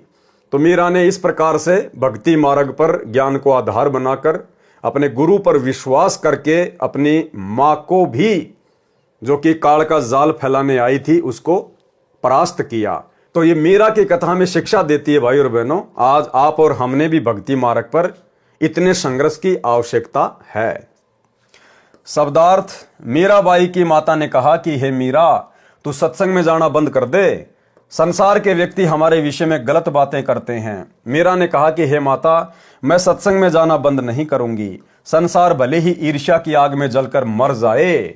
माता ने मीरा को भय कराने के लिए बताया कि जिस रास्ते से तू रात्रि में सत्संग सुनने के लिए जाती है, उस रास्ते में सर्प तथा सिंह रहते हैं, वे तुझे मार देंगे। मीरा ने उत्तर दिया कि मेरे गुरुजी इतने समर्थ हैं, वे कृपया करेंगे तो सिंह तो गिद्दड़ की तरह व्यवहार करेंगे, गिद्दड़ की तरह, और सर्प ऐसे निष्क्रिय हो जाएंगे जैसे गंडे हुए प्राणी होते हैं जो सर्प जैसे आकार के होते हैं, परंतु 6 या 8 इंच के लंबे और आधा इंच गोलाई के मोटे होते हैं, वे डसते नहीं हैं।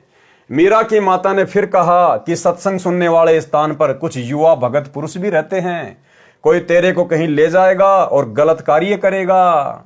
और आज तो भाई और बहनों, पुस्तक सेवा के बहाने आज की मीराबाइयां जानबूझ के गलत कार्य करती हैं।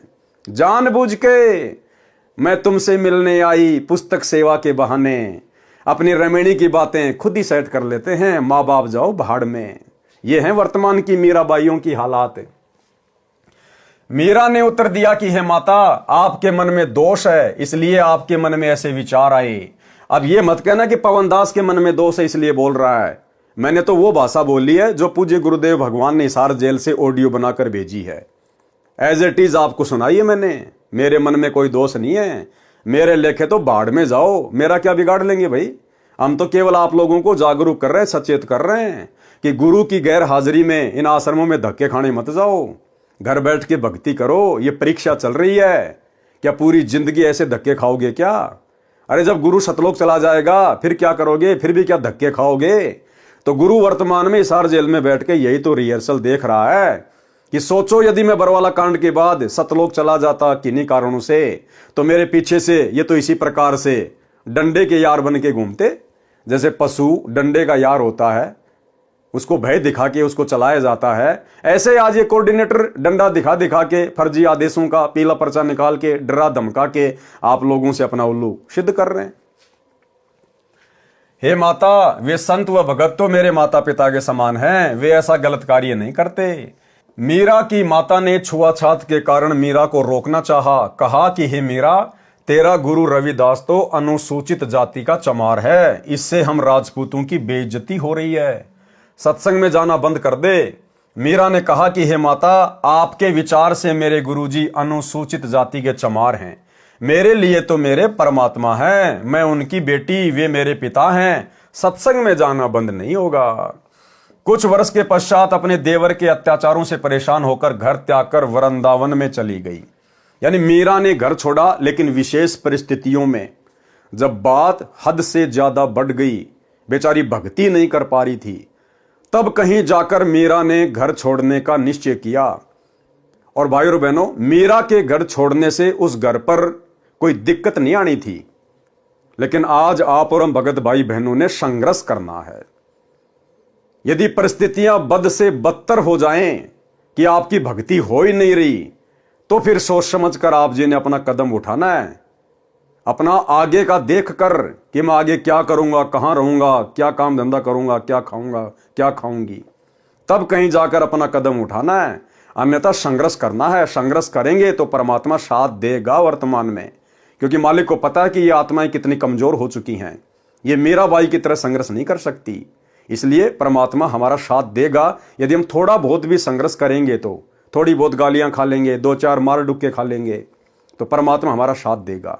और यदि फिर भी परिस्थितियां बद से बदतर हैं, तो उसी स्थिति में आप और हमने घर छोड़ना चाहिए, जब हम अपना आगे का देख लें कि आगे मेरा ठिकाना क्या होगा। अगर किसी भगत भाई बहन के घर पे जाके बैठना है तो अपना घर मत छोड़ना, फिर इससे अच्छा तो अपने घर में पड़े रहना फिर, क्योंकि भगत का भगवान के अलावा दूसरा कोई नहीं है। भगत भी आपको 2 दिन रख लेगा, 10 दिन रख लेगा, ज्यादा से ज्यादा 1 महीना निकाल देगा। हो सकता आपको शर्म के मारे ना बोले, लेकिन उसके अंदर फिर वही बातें चलना शुरू हो जाएंगी कि मैंने तो आफत मोल ले ली। मैंने इसको नहीं बुलाना चाहिए था, तो हम किसी और की आत्मा दुखी करें, किसी और की भक्ति में भंग डालें। इससे अच्छा मीराबाई की तरह, ध्रुव की तरह, प्रहलाद की तरह, हमारे परमात्मा की तरह 2-4 थप्पड़ मुक्के खा के ही नीचे गर्दन करके घर में पड़े रह के अपनी भक्ति पे लगे रहें। भाई परमात्मा का वचन टूटता नहीं है। परमात्मा कहते हैं राम नाम रटते रहो जब तक घट में प्राण, और कभी तो दीनदयाल के भिनक पड़ेगी कान। अरे कभी तो परमात्मा आपके संघर्ष को देखते हुए आपकी सुनेगा। तो हमने संघर्ष करना है, हमने छोटी छोटी बातों पे घर छोड़कर नहीं जाना है। कुछ वर्ष के पश्चात अपने देवर के अत्याचारों से परेशान होकर घर त्याग कर वृंदावन में चली गई। वहां कबीर परमात्मा जी एक साधु के वेश में गए, ज्ञान चर्चा हुई। तब मीरा को ज्ञान हुआ कि अभी आगे की पढ़ाई शेष है। यानी केवल प्रथम मंत्र का जाप संत रविदास जी ने दे रखा था। परमात्मा कबीर जी ने सतनाम की दीक्षा दी। मीरा जी को वही रूप दिखाया जिस रूप में संत रविदास जी के साथ सत्संग में मिले थे। मीरा जी का फिर मानव जन्म अब वर्तमान के भक्ति युग में होगा। देखो क्या कह रहे हैं परमात्मा। अब ये सारे रहस्य धीरे धीरे खुलने लग जाएंगे। ये चीजें तो आप और हमारे सामने आ जा रही हैं। और ये दास पिछले 8 वर्षों से साथ संगति के वीडियो के माध्यम से आप भाई बहनों को कहता आया है कि सतयुग से लेकर वर्तमान समय तक एक भी आत्मा पूर्ण मोक्ष प्राप्त नहीं कर पाई। कोई भी सतलोक नहीं जा पाया। हां, जो पहले के, जो कलयुग के बिचली पीढ़ी वाले समय निकल चुके हैं अनंत बार, उनमें असंख्य आत्माएं पार हो चुकी हैं। लेकिन वर्तमान जो ये चौकड़ी चल रही है चतुर्युग की, सतयुग, त्रेता, द्वापर और वर्तमान समय, और इन वर्षों में, लाखों वर्षों में परमेश्वर ने जितनी भी आत्माओं को प्रकट होकर अपनी शरण में लिया है, जिन बड़े बड़े महापुरुषों का, भक्तों का हम नाम सुनते हैं, 64 लाख भगत परमात्मा के 650 साल पहले हुए थे, अभी तक उनमें से एक भी आत्मा पार नहीं हो पाई, एक भी आत्मा। क्योंकि पार होने का समय तो ये है वर्तमान का। तो अब देखो गुरुदेव भगवान साथ संगति की प्रत्येक बातों का समर्थन करते जा रहे हैं, प्रत्येक बातों का। मीराबाई का भी पूर्ण मोक्ष नहीं हुआ अभी तक। क्या कह रहे हैं गुरुदेव? मीरा जी का फिर मानव जन्म अब वर्तमान के भक्ति युग में होगा, इस कलयुग की बिचली पीढ़ी में होगा। भाई और बहनों, कुछ दिन पहले साथ संगति में एक बहन आई थी हरियाणा से, जो अपने आप को मीराबाई कहा करती थी। तो भाई और बहनों, वो नकली मीराबाई है, वो वास्तव में मीराबाई नहीं है। उसने अपने विषय में झूठ फैलाया था कि मैं मीरा की आत्मा हूं, मीरा की आत्मा हूं। गुरुदेव क्या कह रहे हैं? उसका जन्म अब होगा, अभी हुआ नहीं है, यानी अब हो चुका होगा वर्तमान में। क्योंकि गुरुदेव ने मुक्ति बोध को लिखा कब? अपने जेल जाने के बाद, यानी 2014 के बाद गुरुदेव ने मुक्ति बोध को लिखा है। तो गुरुदेव कह रहे मीरा का मानव जन्म अब भक्ति युग में होगा। अब वर्तमान में हो सकता है हो चुका होगा ये पुस्तक लिखने के बाद। अगर हो चुका होगा तो मीरा तो मुश्किल से 7 या 8 वर्ष की होगी, और जबकि वो तो 60 साल की थी। और उसके बाद थोड़े समय के लिए वो साथ संगति में आई, अपने आप को मीरा उसने घोषित किया, और कुछ समय बाद साथ संगति से भी भाग गई और पंजाब के अमृतसर में जाकर गुरुद्वारे में बैठ गई। उसने अमृत छक लिया, यानी संत रामपाल जी के चरणामृत से उसका पेटा नहीं भरा। और पंजाब के अमृतसर में जाके गुरुद्वारे में जाकर सरदारनी बन गई, वो कटार वगैरह धारण कर ली, सर पे पगड़ी वगैरह धारण कर ली, और वहां पे अमृत छक लिया उसने। तो वो मीरा की आत्मा नहीं है। मीरा की आत्मा के विषय में परमात्मा क्या कह रहे हैं? मीरा जी का फिर मानव जन्म अब वर्तमान के भक्ति युग में होगा। अगर हो चुका होता तो परमात्मा कह देते कि मीरा आ चुकी है। लेकिन क्या कह रहे हैं गुरुदेव? मीरा जी का फिर मानव जन्म अब वर्तमान के भक्ति युग में होगा।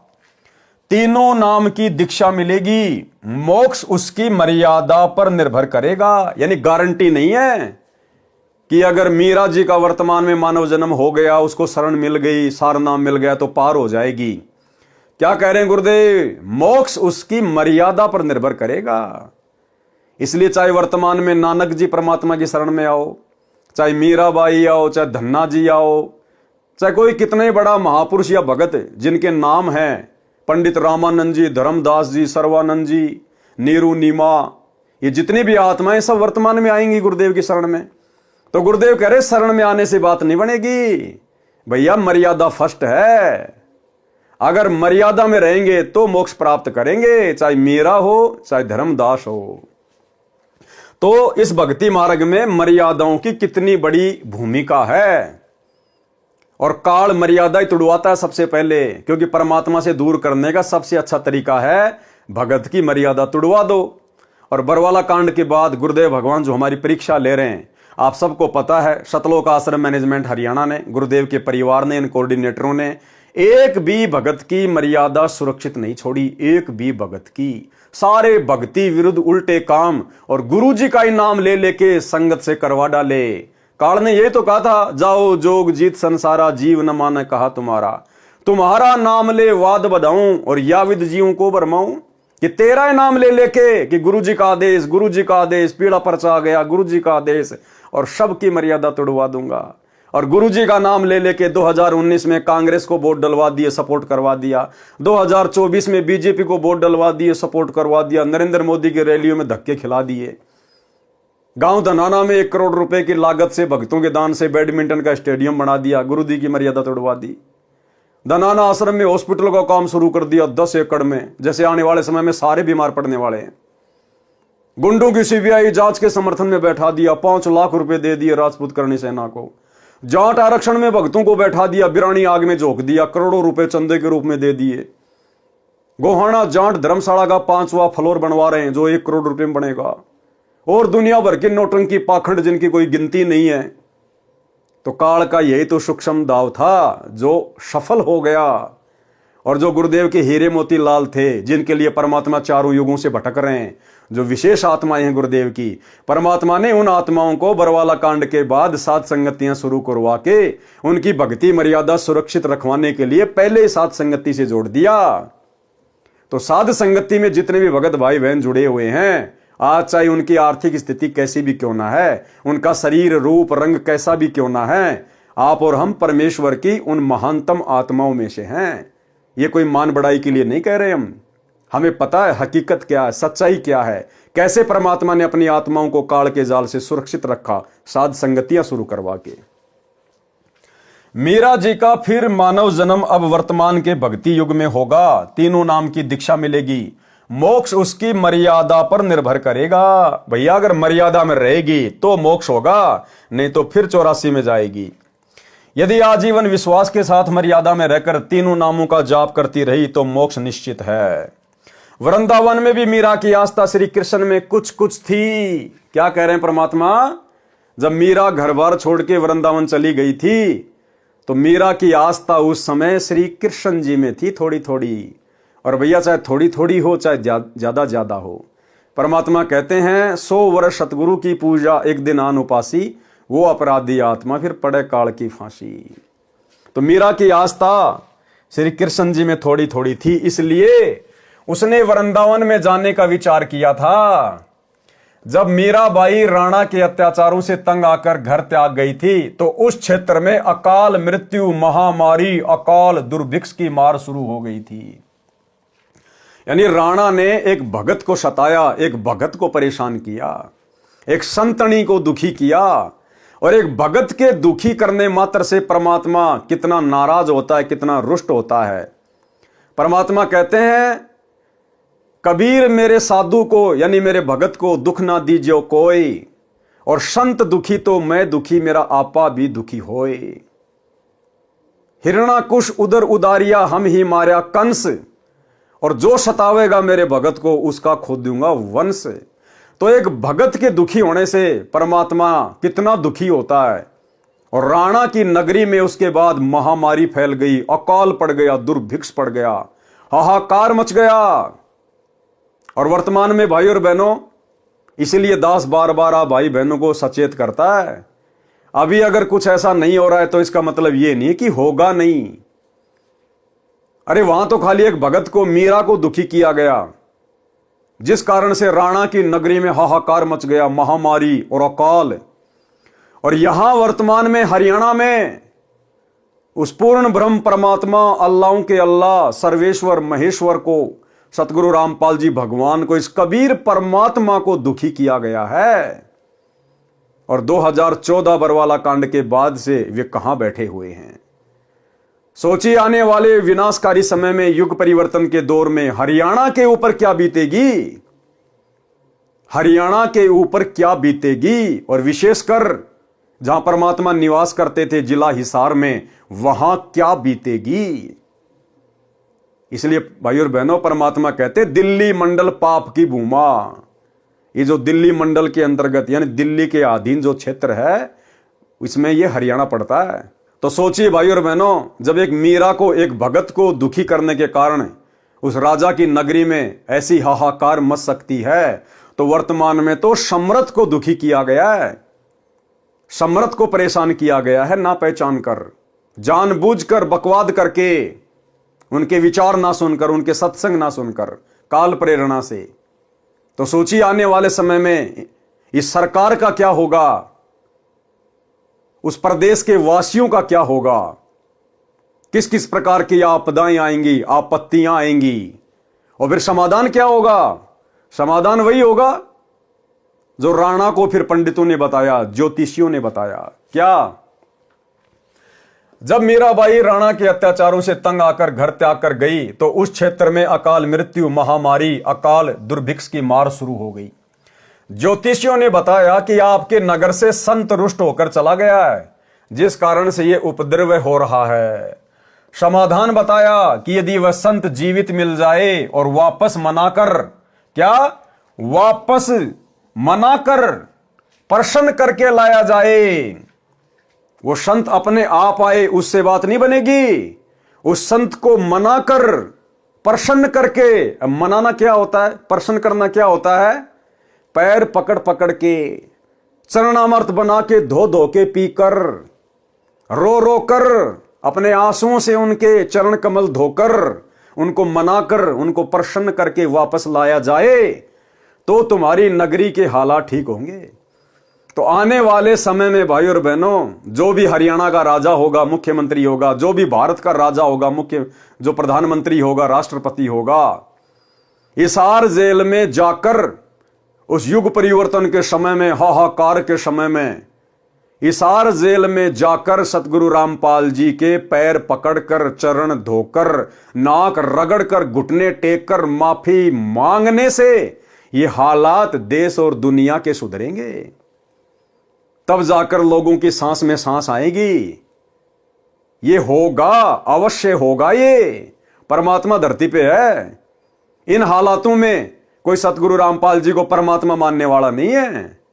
दुनिया ऐश कर रही है, मौज कर रही है, दुनिया को कोई कमी नहीं है। भगवान जेल में बैठा है, भगत उनके दुखी हो रहे हैं, आधे भगत बकवाद कर रहे हैं। तो यदि इसी प्रकार से सब कुछ चलता रहा, तो ना तो इस धरती पर कलयुग में सतयुग आएगा, और ना सतगुरु रामपाल जी भगवान हिसार जेल से बाहर आने। भाई ये तो भगवान है, और भगवान ने तो अपने आप को भगवान मनवाना है। गुरुदेव ने बताया कि जीव की आदत है हार नहीं मानता, और भगवान की आदत है हार मनवा के रहता है। तो आने वाले समय में क्या बीतेगी, ये आप और हम सबकी आंखों के सामने होगा। वर्तमान में भले जो लोग गुरुदेव के सत्संगों से अपरिचित हैं, उनकी महिमा से अपरिचित हैं, वो भले इन बातों को मजाक में लें, लेकिन हकीकत यही है। जिस कल की भगवान को आजकल दुनिया यूट्यूब पे ढूंढ रही है, वो कल की भगवान हिसार जेल में बैठे हुए सतगुरु रामपाल जी परमात्मा हैं। कल्कि के दो मतलब हैं, एक होता है विष्णु का अवतार, वो तो लाखों साल बाद में आएगा, उसका तो वर्तमान में कोई लेन देन ही नहीं है। दूसरा कल्कि होता है कलयुग का भगवान, काल पर विजय प्राप्त करने वाला भगवान कल्कि। तो ये है वो कल्कि भगवान, रियल कल्कि, जो इस कलयुग में सतयुग लाएगा, युग परिवर्तन के दौर में जो देश और दुनिया बचाएगा। ये हैं वो कल्कि भगवान। और इस कल्कि भगवान को 2028 के आसपास, उससे पहले या उससे बाद में, मतलब जब भयंकर परिस्थितियां बदल जाएंगी, बिगड़ जाएंगी, बड़े बड़े देश भी हाथ खड़ा कर लेंगे, जो आज अपने आप को डेवलपमेंट कंट्री कह रहे हैं, हम तो विकसित देश हैं। जब उनके भी हाथ खड़े हो जाएंगे, भारत के तो बिसाती क्या फिर। और उस समय फिर पता चलेगा कि इन परिस्थितियों में कौन सहायता कर सकता है, कौन काबू पा सकता है, इस प्रकृति के ऊपर किसका डंडा है। तब पता चलेगा कि हिसार जेल में बैठी हुई परम शक्ति है। तो उस समय इन राजनेताओं को मजबूरन घुटने टेकने पड़ेंगे, वहां मनाना पड़ेगा, प्रसन्न करना पड़ेगा तो भाई और बहनों, आप और हमें तो दृढ़ विश्वास है और नहीं है तो हो जाना चाहिए। हमने इस भक्ति मार्ग पर जरा भी गफलत नहीं करनी है। परिस्थितियां चाहे कैसी भी हों, कैसी भी बिगड़े, आप और हमारा तो बाल भी बाका नहीं होगा अगर इसी प्रकार से गुरु मर्यादा में रहकर, अपने गुरु को इष्ट मानकर, घर को आश्रम बनाकर अगर इस भक्ति मार्ग पर लगे रहे तो। बाकी दुनिया का उस समय क्या होगा क्या नहीं होगा वो तो फिर हम अपनी आंखों से ही देखेंगे। ज्योतिषियों ने बताया कि आपके नगर से संत रुष्ट होकर चला गया है, जिस कारण से यह उपद्रव हो रहा है। समाधान बताया कि यदि वह संत जीवित मिल जाए और वापस मनाकर प्रसन्न करके लाया जाए तो वह आशीर्वाद देकर सब ठीक कर सकता है।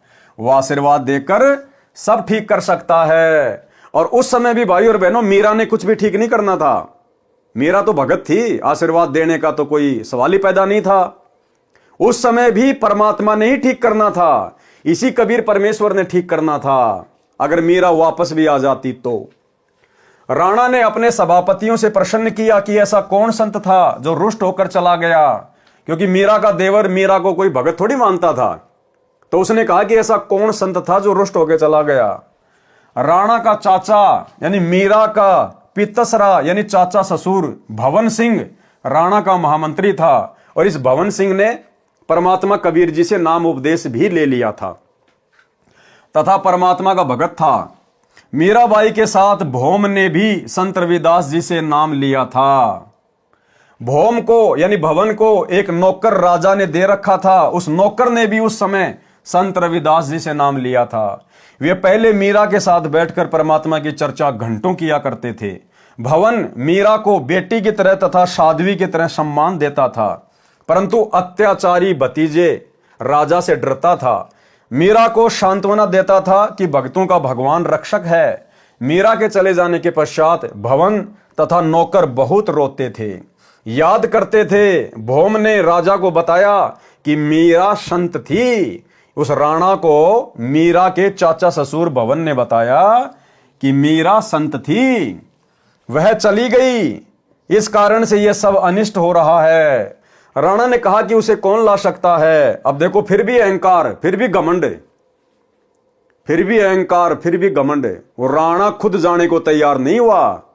अगर वो सैनिक या कोई और राणा के आदेश से मीरा को ले भी आते तो भी परमात्मा दया नहीं बख्शता, क्योंकि मैन अत्याचारी कौन था जिसके अत्याचार से दुखी होकर मीरा वृंदावन गई थी, उसको जाना पड़ेगा। उस राजा को, उस राणा को जाना पड़ेगा। लेकिन वो शेर तो आदेश दे रहा कि कौन ला सकता है मीरा को, यानी अभी उसको आवश्यकता नहीं थी, अभी वो दुखी नहीं था, जनता दुखी हो रही थी। राणा ने कहा कि उसे कौन ला सकता है, मैं कभी उसे कष्ट नहीं दूंगा, प्रतिज्ञा करता हूं। 2 सिपाही जो मीरा की निगरानी के लिए छोड़ रखे थे, मीरा के साथ छाया की तरह साथ रहने का आदेश राणा ने दे रखा था। मीरा की प्रत्येक गतिविधि पर नजर रखने को कहा था। दोनों मीराबाई से ज्ञान चर्चा सुना करते थे, उसके कष्ट में रोया करते थे, कहते थे कि बहन विश्वास रखो, परमात्मा सब देख रहा है। मीरा के अचानक चले जाने से उसकी दशा भी खराब थी, घंटों रोते थे। उन दोनों ने खड़ा होकर सभा में कहा कि हम मीरा को लौटा ला सकते हैं यदि जिंदा मिल गई तो। राजा ने कहा कि यदि नहीं आई तो क्या करोगे? वे बोले कि हम भी लौट कर नहीं आएंगे। अब देखो कितना अभिमान था उसके अंदर। कह रहा यदि मीरा नहीं आई तो फिर तुम्हारे साथ में क्या होना चाहिए, यानी फिर तुम्हारे को सजा मिलेगी। अभी भी उसमें अहंकार। तो भाइयों और बहनों, आज वर्तमान में सतगुरु रामपाल जी भगवान उस युग परिवर्तन के दौर में जनता के हाथ पैर जोड़ने से नहीं आएंगे। जो मुख्य लोग हैं, जो देश की व्यवस्था को संभालते हैं, जो राजा लोग हैं, मंत्री प्रधानमंत्री हैं, वो जब जाएंगे रोएंगे, गिड़गिड़ाएंगे। और ये उस समय गिड़गिड़ाएंगे जब सारी सत्ता, सारी हेकड़ी जब इनके हाथ से निकल जाएगी, जब इन राजनेताओं की खुद की जान के ऊपर बात आएगी ना कि अब तुम्हारे प्राण नहीं बचेंगे, उस समय ये गिड़गिड़ाते हुए जाएंगे हिसार जेल में अपने बाप के चरणों में नाक रगड़ने के लिए। और उस समय फिर परमात्मा विचार करेगा कि क्या करना है, क्या नहीं करना है। उन दोनों ने खड़ा होकर सभा में कहा कि हम मीरा को लौटा ला सकते हैं यदि जिंदा मिल गई तो। राजा ने कहा कि यदि नहीं आई तो क्या करोगे? वे बोले कि हम भी लौटकर नहीं आएंगे। दोनों मीराबाई की खोज में निकले। पता चला कि बहुत सारे संत स्त्री पुरुष वृंदावन में रहते हैं। वहां मीराबाई मिल गई। लौट चलने की प्रार्थना की। बताया कि राजा के राज में उपद्रव हो रहे हैं। ब्राह्मणों ने बताया है कि मीरा वापस आएगी तो सब ठीक होगा। राणा ने कहा है कि आगे से मीरा को कोई कष्ट नहीं दूंगा, आप चलो। मीरा ने कहा कि भाई अब नहीं जाऊंगी। उन्होंने कहा कि यदि आप नहीं चलोगी तो हम प्रतिज्ञा करके आए हैं कि यदि मीरा जीवित मिल गई तो हमारी बात को मान लेगी। राणा ने कहा कि यदि नहीं आई तो क्या करोगे? हमने कहा है कि हम भी नहीं आएंगे। बहन जी, हमारे परिवार की ओर देखकर चलो। मीराबाई बोली कि यदि मैं संसार छोड़कर गई होती तो भी तो लौट जाते। सिपाहियों ने कहा कि फिर तो लौटना ही था। उसी समय मीरा ने एक तारा वाला यंत्र उठाया, परमात्मा की स्तुति करने लगी। आंखों से प्रेम के आंसू बहने लगे। उसी समय श्री कृष्ण जी की मूर्ति में समा गई। अब श्री कृष्ण जी की मूर्ति में समाने वाली भाई और बहनों उस समय मीरा नहीं थी। अरे मीरा तो एक भगत थी बेचारी। मीरा तो एक भगत थी, उसमें कोई रिद्धि सिद्धि थोड़ी थी, कोई जंत्र मंत्र थोड़े जानती थी वो। उस समय कबीर परमात्मा सतगुरु रामपाल जी भगवान मीरा के रूप में बैठे हुए थे। मालिक अंतर्यामी, उनको पता था कि सैनिक आ रहे हैं और परमात्मा ने उस समय वो लीला घटित करनी थी। यानी आज आप और हमें ये विश्वास दिलाना था कि मीरा की आस्था, मीरा की श्रद्धा परमात्मा से उपदेश लेने के बाद भी थोड़ी थोड़ी श्री कृष्ण जी में थी। अन्यथा अगर मीरा भी मान लो अगर रिद्धि सिद्धि वाली हो गई थी और यदि उसने अपनी मर्यादा तोड़ दी और जादू जंत्र करके अगर श्री कृष्ण जी की मूर्ति में समा गई तो इससे भी यही सिद्ध होता है कि मीरा कबीर परमात्मा के उपदेश को फॉलो नहीं कर पाई, उनके ज्ञान को अच्छे से नहीं समझ पाई। मीरा की आस्था श्री कृष्ण जी से हट नहीं पाई। अन्यथा श्री कृष्ण जी की मूर्ति में समाने का क्या मतलब था? अपने परमात्मा का वैसे ध्यान करती रहती, जमीन में समा जाती। श्री कृष्ण जी की मूर्ति में समाने का क्या मतलब था?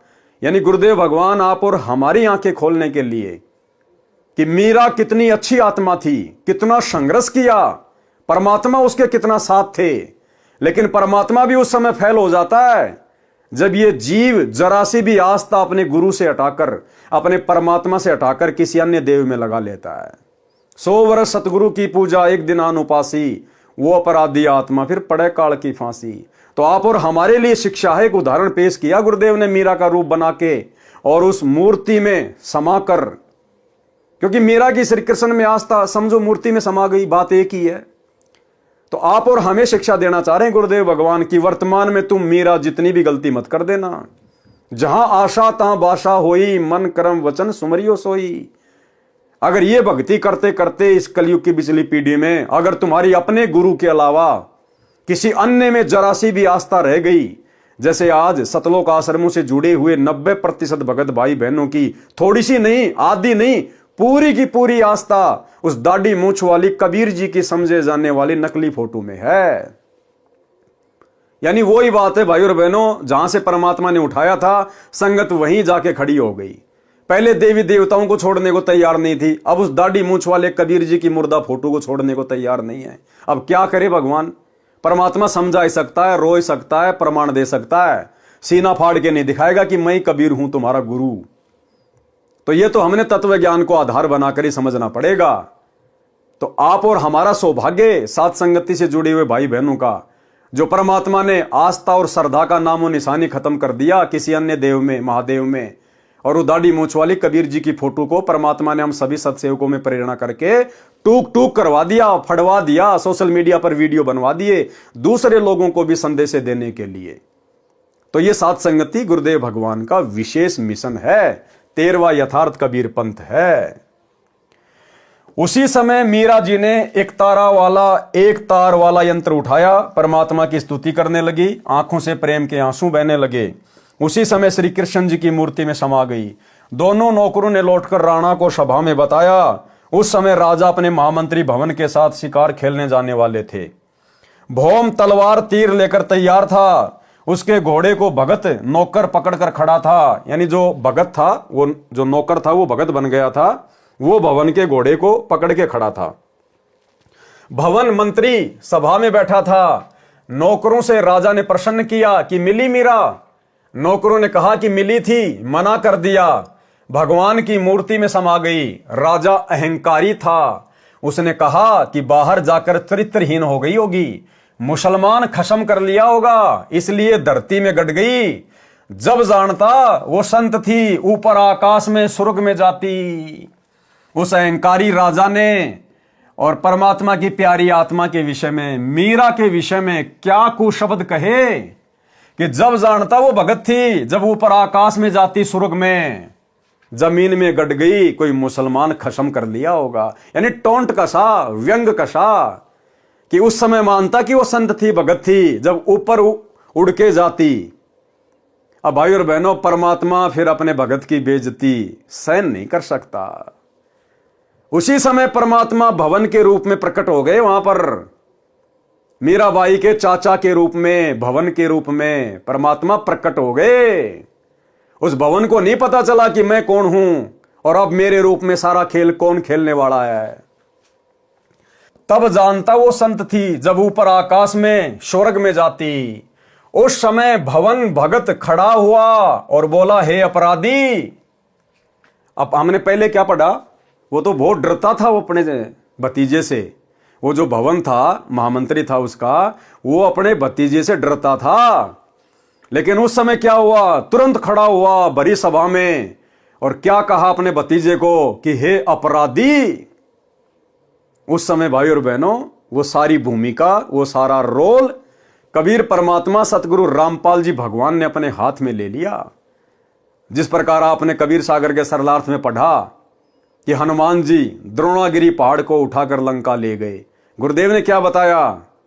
वो उठाता हुआ हनुमान दिखाई दे रहा था, लेकिन सूक्ष्म रूप में हनुमान जी के हाथों के नीचे हाथ किसने दिए?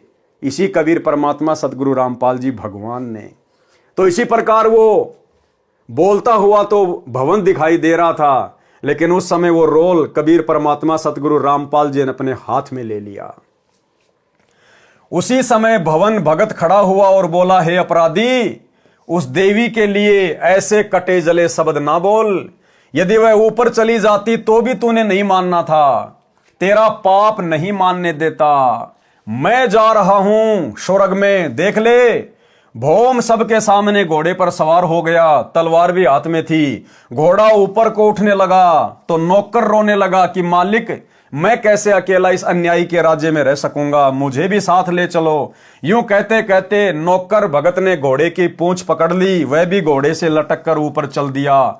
घोड़े, जूतों व गुलाम सहित भवन स्वर्ग गया।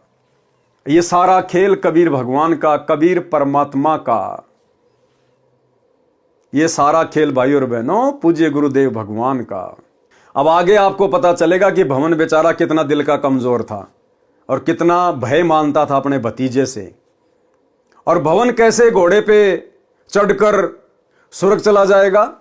और क्यों जाएगा भाई भवन स्वर्ग में? वो स्वर्ग की भक्ति कर रहा था क्या? वो तो कबीर परमात्मा की भक्ति कर रहा था। हमारे को तो स्वर्ग में जाना ही नहीं। लेकिन परमात्मा ने यहां फिर यह साबित किया मीराबाई की तरह कि भवन की आस्था भी स्वर्ग में थी, उसकी आस्था भी श्री विष्णु जी में थी। भले नाम रविदास जी से ले रखा था, भले मंत्र ये वाले जाप करता था, लेकिन आस्था मूल ज्ञान के अभाव में, भक्ति के कंप्लीट कोर्स के अभाव में उन आत्माओं की आस्था अपने उन्हीं इष्ट देव में रही।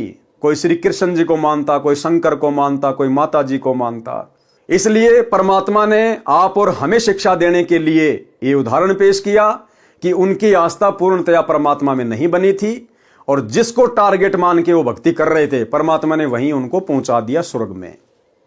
और उस अहंकारी राजा के सामने इस प्रकार की लीला दिखा के परमात्मा ने उसको भी भरी सभा में नीचा दिखाना था कि हो सकता है इस अन्याय का थोड़ा बहुत अहंकार टूट जाए। यूं कहते कहते नौकर भगत ने घोड़े की पूंछ पकड़ ली, वह भी घोड़े से लटक कर ऊपर चल दिया। घोड़े, जूतों व गुलाम सहित भवन स्वर्ग में गया। विशेष एक नित्यानंद जी महाराज गांव माजरा जिला रोहतक में जटेला तालाब पर साधना किया करते थे। जटेला तालाब 4 गांव की सीमा पर माजरा की सीमा में है। गांव है माजरा, बिगावा, बास, अचीना आदि आदि। ये दादरी जिले के हैं। उनके विषय में कहा जाता है कि वे सशरीर ऊपर गए हैं। वे श्री विष्णु जी के पुजारी थे। उनको ऊपर जाते किसी ने आंखों तो नहीं देखा, परंतु पूर्ण विश्वास यही है। संत गरीबदास जी स्पष्ट करना चाहते हैं कि श्री रामचंद्र के साथ सब अयोध्यावासी सुरग गए थे। राजा हरिश्चंद्र के साथ काशीवासी सब सुरग गए थे, परंतु जन्म मरण न तो श्री रामचंद्र जी का समाप्त हुआ, वे श्री कृष्ण रूप में जन्मे फिर मरे, न राजा हरिश्चंद्र का जन्म मरण समाप्त हुआ, वे 10वें अवतार के रूप में आगे जन्म लेंगे। करोड़ों व्यक्तियों को मारकर कोरे पाप इकट्ठे करेंगे, नरक में गिरेंगे। नित्यानंद जी तथा भौम जैसों की गिनती क्या की जाए। केवल कबीर परमात्मा की सत्य साधना 3 बार दीक्षा वाली अधिकारी से लेकर करने से जन्म मरण सदा के लिए समाप्त हो जाता है। वर्तमान में मेरे यानी संत रामपाल के अतिरिक्त विश्व में किसी को 3 बार की दीक्षा देने का अधिकार नहीं है। ये वीडियो के माध्यम से मेरा इलेक्ट्रॉनिक शरीर हजारों वर्ष कलयुग में दीक्षा देगा। अरब खरब मानव स्त्री पुरुष जो दीक्षा लेकर मर्यादा में रहकर आजीवन भक्ति करेंगे तो मोक्ष में कोई शंका नहीं है। भवन मंत्री भगत की रक्षा परमात्मा ने की, यानी ये जो घटना है जब भवन घोड़े सहित स्वर्ग में गया था, उससे पहले की घटना है कि क्या घटना घटी थी जो परमात्मा ने उसकी रक्षा की। और इस घटना से आपको समझ में आएगा कि घोड़े के ऊपर उस समय भवन के रूप में स्वर्ग जाने वाला कौन था। भवन मंत्री भगत की रक्षा परमात्मा ने की। भगत भवन महामंत्री था, राजा का चाचा था तथा बहुत वफादार था। राणा अपना चाचा होने के नाते तथा निष्कपट से सेवा करने के कारण भवन पर बहुत विश्वास करता था। भवन को परमात्मा पर पूर्ण विश्वास था। एक अन्य मंत्री चाहता था कि मैं महामंत्री बनूं तो सब कमांड मेरे हाथ में आ जाए। अब महामंत्री भवन के अधीन रहना पड़ता है, वह जो कहता है वही करना पड़ता है, मेरी नहीं चलती। राजा के सामने महामंत्री भवन की निंदा करता रहता था, परंतु राजा को विश्वास नहीं हो रहा था कि मेरे चाचा मेरे विरुद्ध चल सकता है या मेरे राज्य को हड़पना चाहता है। परंतु दुष्ट मंत्री को चैन नहीं था। राजा महामंत्री भवन को शिकार करने के समय या किसी अन्य शहर में जाना होता था तो सदा साथ रखता था। शिकार करने जाते थे, भवन जीव नहीं मारना चाहता था, परंतु राजा को नाराज भी नहीं करना चाहता था, इसलिए काठ की यानी लकड़ी की तलवार बनाकर लोहे की म्यान में डाल रखी थी। बाहर से तो तलवार तेज धार वाली लगती थी, अंदर लकड़ी का टुकड़ा था। भवन शिकार के समय राजा से दूसरी ओर घोड़ा दौड़ा ले जाते थे, कोई जीव हिंसा नहीं करते थे। भवन का परमात्मा पर अटूट विश्वास था। जो भी कार्य गलत होता तभी कहते कि परमात्मा जो करता है अच्छा करता है। अच्छा हुआ, अच्छा हुआ। किसी ने मंत्री को बताया कि भवन महामंत्री ने काठ की तलवार ले रखी है, कहता है कि जीव हिंसा नहीं करनी चाहिए। चापलूस मंत्री ने भवन के पीछे से उसकी तलवार देखी, वास्तव में लकड़ी की थी। 1-2 को और दिखाई, 3-4 ने आंखों देखी। चापलूस मंत्री ने सबसे कहा कि भवन अपने भतीजे को मरवाना चाहता है, स्वयं राज्य चाहता है। भाइयों, मेरे साथ राजा के पास चलो। मंत्री अपनी मंडली को लेकर राजा के यहां पेश हुआ। सबने एक सुर में कहा कि राजन, हम आंखों देख कर आए हैं, भवन आपका रक्षक नहीं है, आपको धोखा दे रहा है, काठ की तलवार ले रखी है, आप स्वयं मंगा कर देखें, हम पर विश्वास ना करें। देखो भाई और बहनों, जब भगत की नीयत सच्ची होती है ना, अब भुवन ने वो काठ की तलवार क्यों रखी? अपने भतीजे को मरवाने के लिए नहीं, उसका राज्य हड़पने के लिए नहीं। भगत की ठोकर पर रहता है राज्य। भगत राज्य का भूखा नहीं होता, थूकता भगत इंद्र के राज पे भी। भवन का मकसद था कि जब इसके साथ मैं शिकार पे जाता हूं तो मेरे हाथों से कोई जीव हत्या ना हो जाए, परमात्मा की मर्यादा ना टूट जाए। इसलिए वो काठ की तलवार रखता था कि अगर राजा के सामने अगर किसी जीव को मारना भी पड़ गया तो काठ की तलवार मारूंगा तो जीव मरेगा नहीं, बेहोश हो जाएगा, फिर उठ के भाग जाएगा। इस प्रकार से वो काठ की तलवार रखा करता था।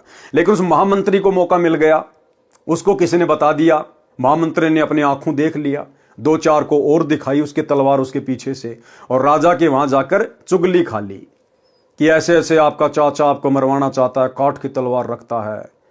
तो राजा ने सबको बुला लिया, सबकी तलवार चेक करने के लिए, और भवन भी सभा में आ खड़ा हुआ। भवन को पता नहीं।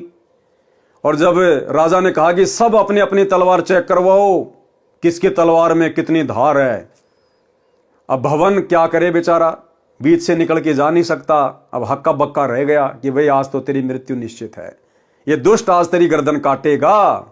आज ये तलवार चेक कर रहा है और तेरी तलवार तो लकड़ी की है। तो भाई और बहनों, जब परमात्मा देख लेता कि भगत की नीयत सही है, तो परमात्मा फिर अपने भगत को मरने नहीं देता, उसकी बेइज्जती नहीं होने देता। सो छल छिद्र मैं करूं अपने जन के काज। राजा ने कहा कि यदि भवन की तलवार काट की मिली तो सबके सामने उसकी गर्दन काट दूंगा। राजा ने सब मंत्री तथा महामंत्रियों को आदेश दिया कि दूसरे शहर में जाना है। सब अपने अपने अस्त्र शस्त्र लगाकर आधे घंटे में तैयार होकर ड्योढ़ी द्वार पर हाजिर हो। सब अपनी अपनी तलवार व अन्य शस्त्र लेकर ड्योढ़ी द्वार पर खड़े हो गए। राजा आए और बोले सब मंत्री महामंत्री तथा अन्य अंगरक्षक अपनी अपनी तलवार लेकर एक लाइन में खड़े हो जाए। ऐसे ही हो गया। राजा प्रत्येक के पास जाकर कहे कि अपनी तलवार की धार चेक कराओ, तुमने धार ठीक से बनवा रखी है कि नहीं। यानी डायरेक्ट तो अपने चाचा को कह नहीं सकता, तो उसने ये बहाना बनाया। सबकी तलवार लोहे की थी। जब भवन का नंबर आया तो भवन को लग रहा था कि चंद मिनटों का जीवन शेष है, परमात्मा को याद कर लूं। भवन ने देखा कि आज बात बिगड़ गई है, अब ये दुष्ट तेरी गर्दन काटेगा।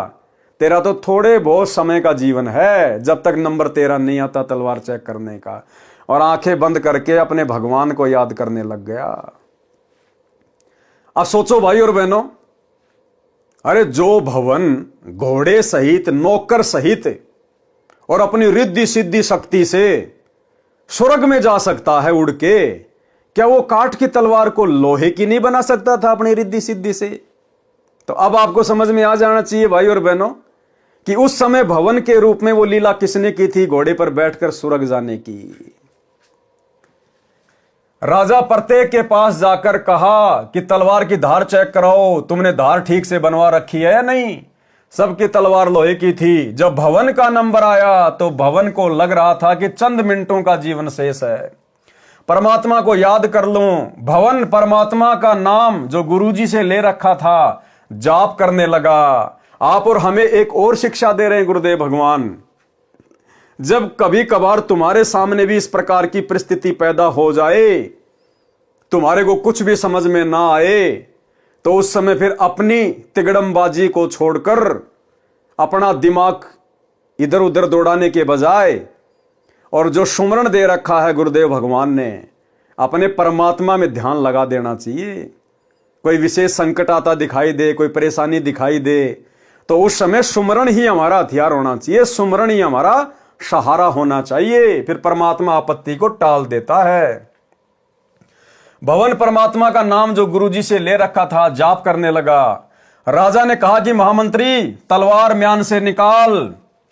भवन को पता ही नहीं चला कि कब तलवार म्यान से बाहर निकली, वह तो अंतिम श्वास ले रहा था। अब भवन के तो होश उड़ गए, उसको तो पता ही नहीं, परमात्मा ने उसको निष्क्रिय कर दिया। जैसे रामचंद्र जी के पास गए परमात्मा रावण के साथ युद्ध वाले क्षेत्र में, तो रामचंद्र जी को पता नहीं परमात्मा ने कहां खड़ा कर दिया, गुप्त अदृश्य कर दिया। और रामचंद्र के रूप में फिर तीर किसने मारा? कबीर परमात्मा ने रावण की नाभि में, और नाम हो गया रामचंद्र का।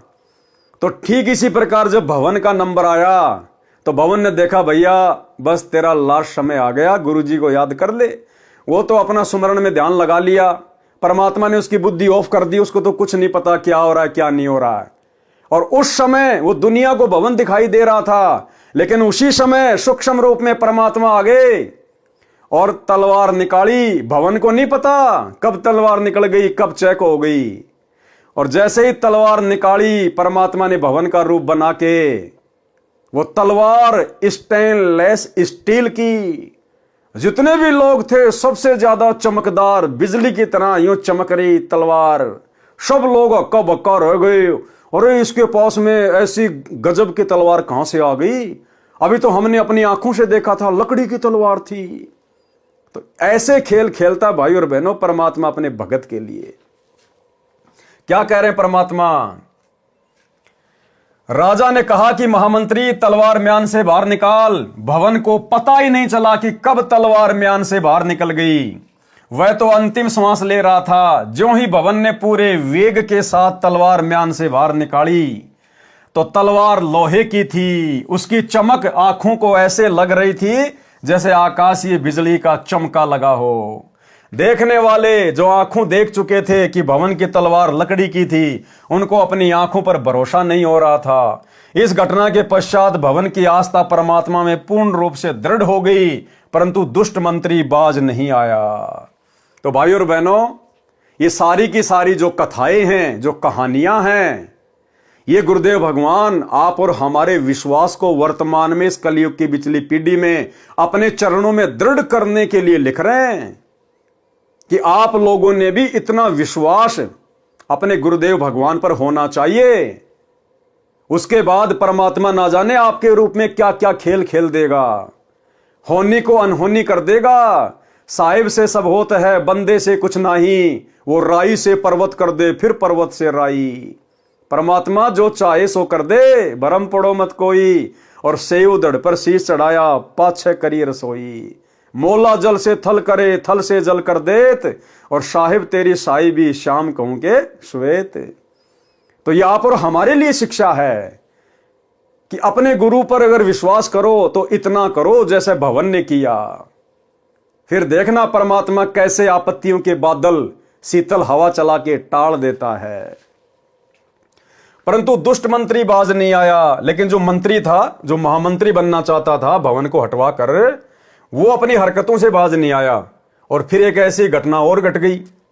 परमात्मा जो करता है अच्छा करता है। परमात्मा इस घटना के माध्यम से भी हमें यह संदेशा देना चाहते हैं कि भगत के जीवन में भक्ति करते करते समय चाहे कैसे ही ओछी मंदी घटना घटित क्यों ना हो जाए, वो भगत के लिए बहुत हितकारी है, लाभकारी है। क्योंकि भविष्य का सतगुरु को पता होता है, हमें पता नहीं होता। तो भगत ने कभी भी अपने आप को कमजोर नहीं पड़ने देना। चाहे कैसे भी टाइम पास हो रहा है, चाहे छोटी मोटी कोई आपत्ति भी क्यों ना आ जाए, भक्ति करते करते परमात्मा पहाड़ जैसी आपत्ति को हल्के में टाल रहा होता है। उनका ऑपरेशन बैकग्राउंड में चालू रहता है। परमात्मा जो करता है अच्छा करता है। एक दिन राजा व महामंत्री और मंत्री कहीं जाने की तैयारी में खड़े थे। राजा मंत्रियों से बातें भी कर रहा था तथा तलवार को निकालकर उसकी धार देखने लगा। बातों में व्यस्त होने के कारण राजा को ध्यान नहीं रहा। उसकी दाएं हाथ की उंगली कटकर दूर गिर गई। राजा को जोर की पीड़ा हुई। महामंत्री बोला, कौन महामंत्री? भवन। महामंत्री बोला कि अच्छा हुआ, जो होता है अच्छा ही होता है। परमात्मा जो करता है अच्छा ही करता है। उस दिन राजा को लगा कि वास्तव में महामंत्री के मन में दोष है, ये मेरा अहित चाहता है। चापलूस मंत्री को मौका मिल गया। राजा के लिए वैद्य बुला कर लाया। कहने लगा कि हे राजन, देख लिया आपने, सुन लिया अपने कानों से। राजा ने आदेश दिया कि महामंत्री को जेल में डाल दो। चापलूस मंत्री को महामंत्री बना दिया। 6 महीने में राजा की उंगली का जख्म भर गया। राजा के दाएं हाथ में केवल 3 अंगुलियां थी। नए महामंत्री को साथ लेकर राजा शिकार करने गया। जंगल में शिकार के पीछे घोड़ा दौड़ा रखा था। राजा तथा महामंत्री दोनों सेना से दूर गहरे जंगल में चले गए। आगे कुछ जंगली व्यक्ति मिले। उन्होंने दोनों को घेर लिया तथा पकड़कर रस्सों से बांधकर घर पर ले गए। जंगली व्यक्तियों ने देवी को नर बलि चढ़ाने का संकल्प कर रखा था। पुरोहित को बताया कि दोनों व्यक्ति पकड़कर लाए हैं। पुरोहित ने कहा कि अच्छी बात है, दोनों की बलि चढ़ा देंगे, देवी अधिक प्रसन्न होगी। परंतु जांच करो कि इनका कोई अंग भंग ना हो। जांच करने पर पाया कि एक व्यक्ति की एक अंगुली नहीं है, कटी हुई है। पुरोहित बोला कि जिसकी अंगुली कटी है उसे जाने दो, वह बलि के योग्य नहीं है। दूसरे को तैयार करो। देखते ही देखते चापलूस मंत्री का सिर काटकर पत्थर की मूर्ति पर चढ़ाकर फिर पकाकर खाने के लिए ले जाने लगे। राजा तेजी से भागा, सीधा कारागार में गया, यानी जेल में गया।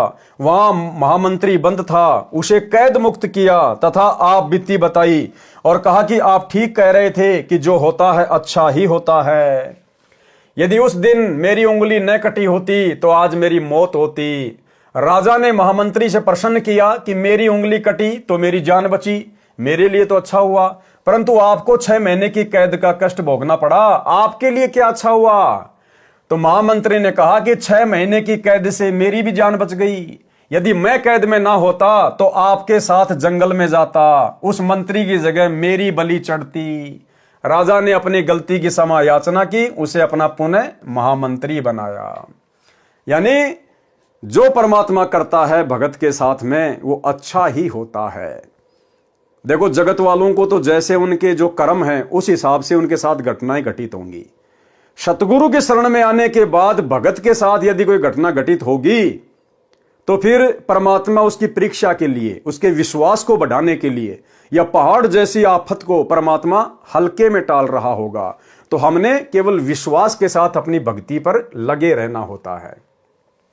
आत्मज्ञान बिना नर भटके, यानी मीराबाई के साथ क्या घटना घटित हुई जब वो राणा की नगरी को छोड़कर वृंदावन को जा रही थी। आत्मज्ञान बिना नर भटके। आत्मज्ञान क्या होता है? मैं कौन हूं, क्यों जन्म रहा हूं, क्यों मेरी मृत्यु होती है, मरने के बाद कहां जाऊंगा, इस मनुष्य जीवन का क्या मकसद है, ये सारी बातें हैं आत्मज्ञान। जब बहन मीरा जी घर त्याग कर जा रही थी तो रास्ते में कुछ व्यक्ति एक गुफा के द्वार के सामने बैठे थे। मीराबाई ने उनसे वहां इकट्ठे होने का कारण जाना तो बताया कि इस गुफा के अंदर एक महात्मा रहता है, वह कभी कभी बाहर आता है, जिसको दर्शन हो जाते हैं उसका कल्याण हो जाता है, परंतु महिलाओं को दर्शन नहीं देते। मीराबाई ने कहा कि मैंने तो सुना है कि पुरुष तो एक परमात्मा ही है, अन्य तो शरीर बदलकर स्त्री पुरुष बनते रहते हैं। यदि कोई दूसरा पुरुष पृथ्वी पर है तो मैं उसके दर्शन करके ही जाऊंगी। महात्मा का विशेष सेवक था, केवल वह गुफा में जा सकता था। सेवक से महात्मा पता कर लेता था कि कोई स्त्री तो बाहर नहीं बैठी है। सेवक ने बताया कि एक साध्वी आई है, वह कहती है कि मैं तो दर्शन करके ही जाऊंगी। महात्मा बाहर आया। मीराबाई ने कहा कि महाराज, मैं जानना चाहती हूं कि इस 5 तत्व के बने मानव शरीर में स्त्री तथा पुरुष के तत्व में क्या अंतर है? केवल एक पुरुष है परमात्मा, आप अन्य पुरुष कैसे हो? आत्मा शरीर धारण करती है, नर मादा का अभिनय करती है। और जब मीरा ने उस महात्मा को शत उपदेश दिया, ज्ञान समझाया जैसा कि उसको परमात्मा से प्राप्त था, उसके बाद में उस महात्मा जी की आंखें खुली और उस महात्मा जी ने भी मीराबाई के साथ में जाके संत रविदास जी से नाम उपदेश लिया और अपना आत्म कल्याण करवाया। तो भाइयों और बहनों, मीराबाई की कथा से, गुरुदेव भगवान के आशीर्वाद से आप और हमें भक्ति मार्ग पर दृढ़ता के साथ में और संघर्ष करते हुए आगे बढ़ने की प्रेरणा मिलती है। और इसी प्रकार से हमने इस कलयुग की बिचली पीढ़ी में इन तमाम कथाओं से शिक्षा लेकर अपने आप को कमजोर नहीं पड़ने देना है, क्योंकि हमारे बैकग्राउंड में, हमारी पीठ पीछे समर्थ कादर भगवान, सतगुरु रामपाल जी भगवान लोहे की तरह खड़े हैं, लोहे की तरह। अगर मर्यादा में रहकर इस भक्ति मार्ग पर टिके रहे तो भाइयों और बहनों, आज के वीडियो में केवल इतना ही। कल रात्रि 8 बजे सभी भाई बहन फिर से लाइव जुड़िए एक नए वीडियो के साथ में। तब तक गुरुदेव भगवान आप और हम सभी को आज्ञा दे, इजाजत दे, आशीर्वाद दे।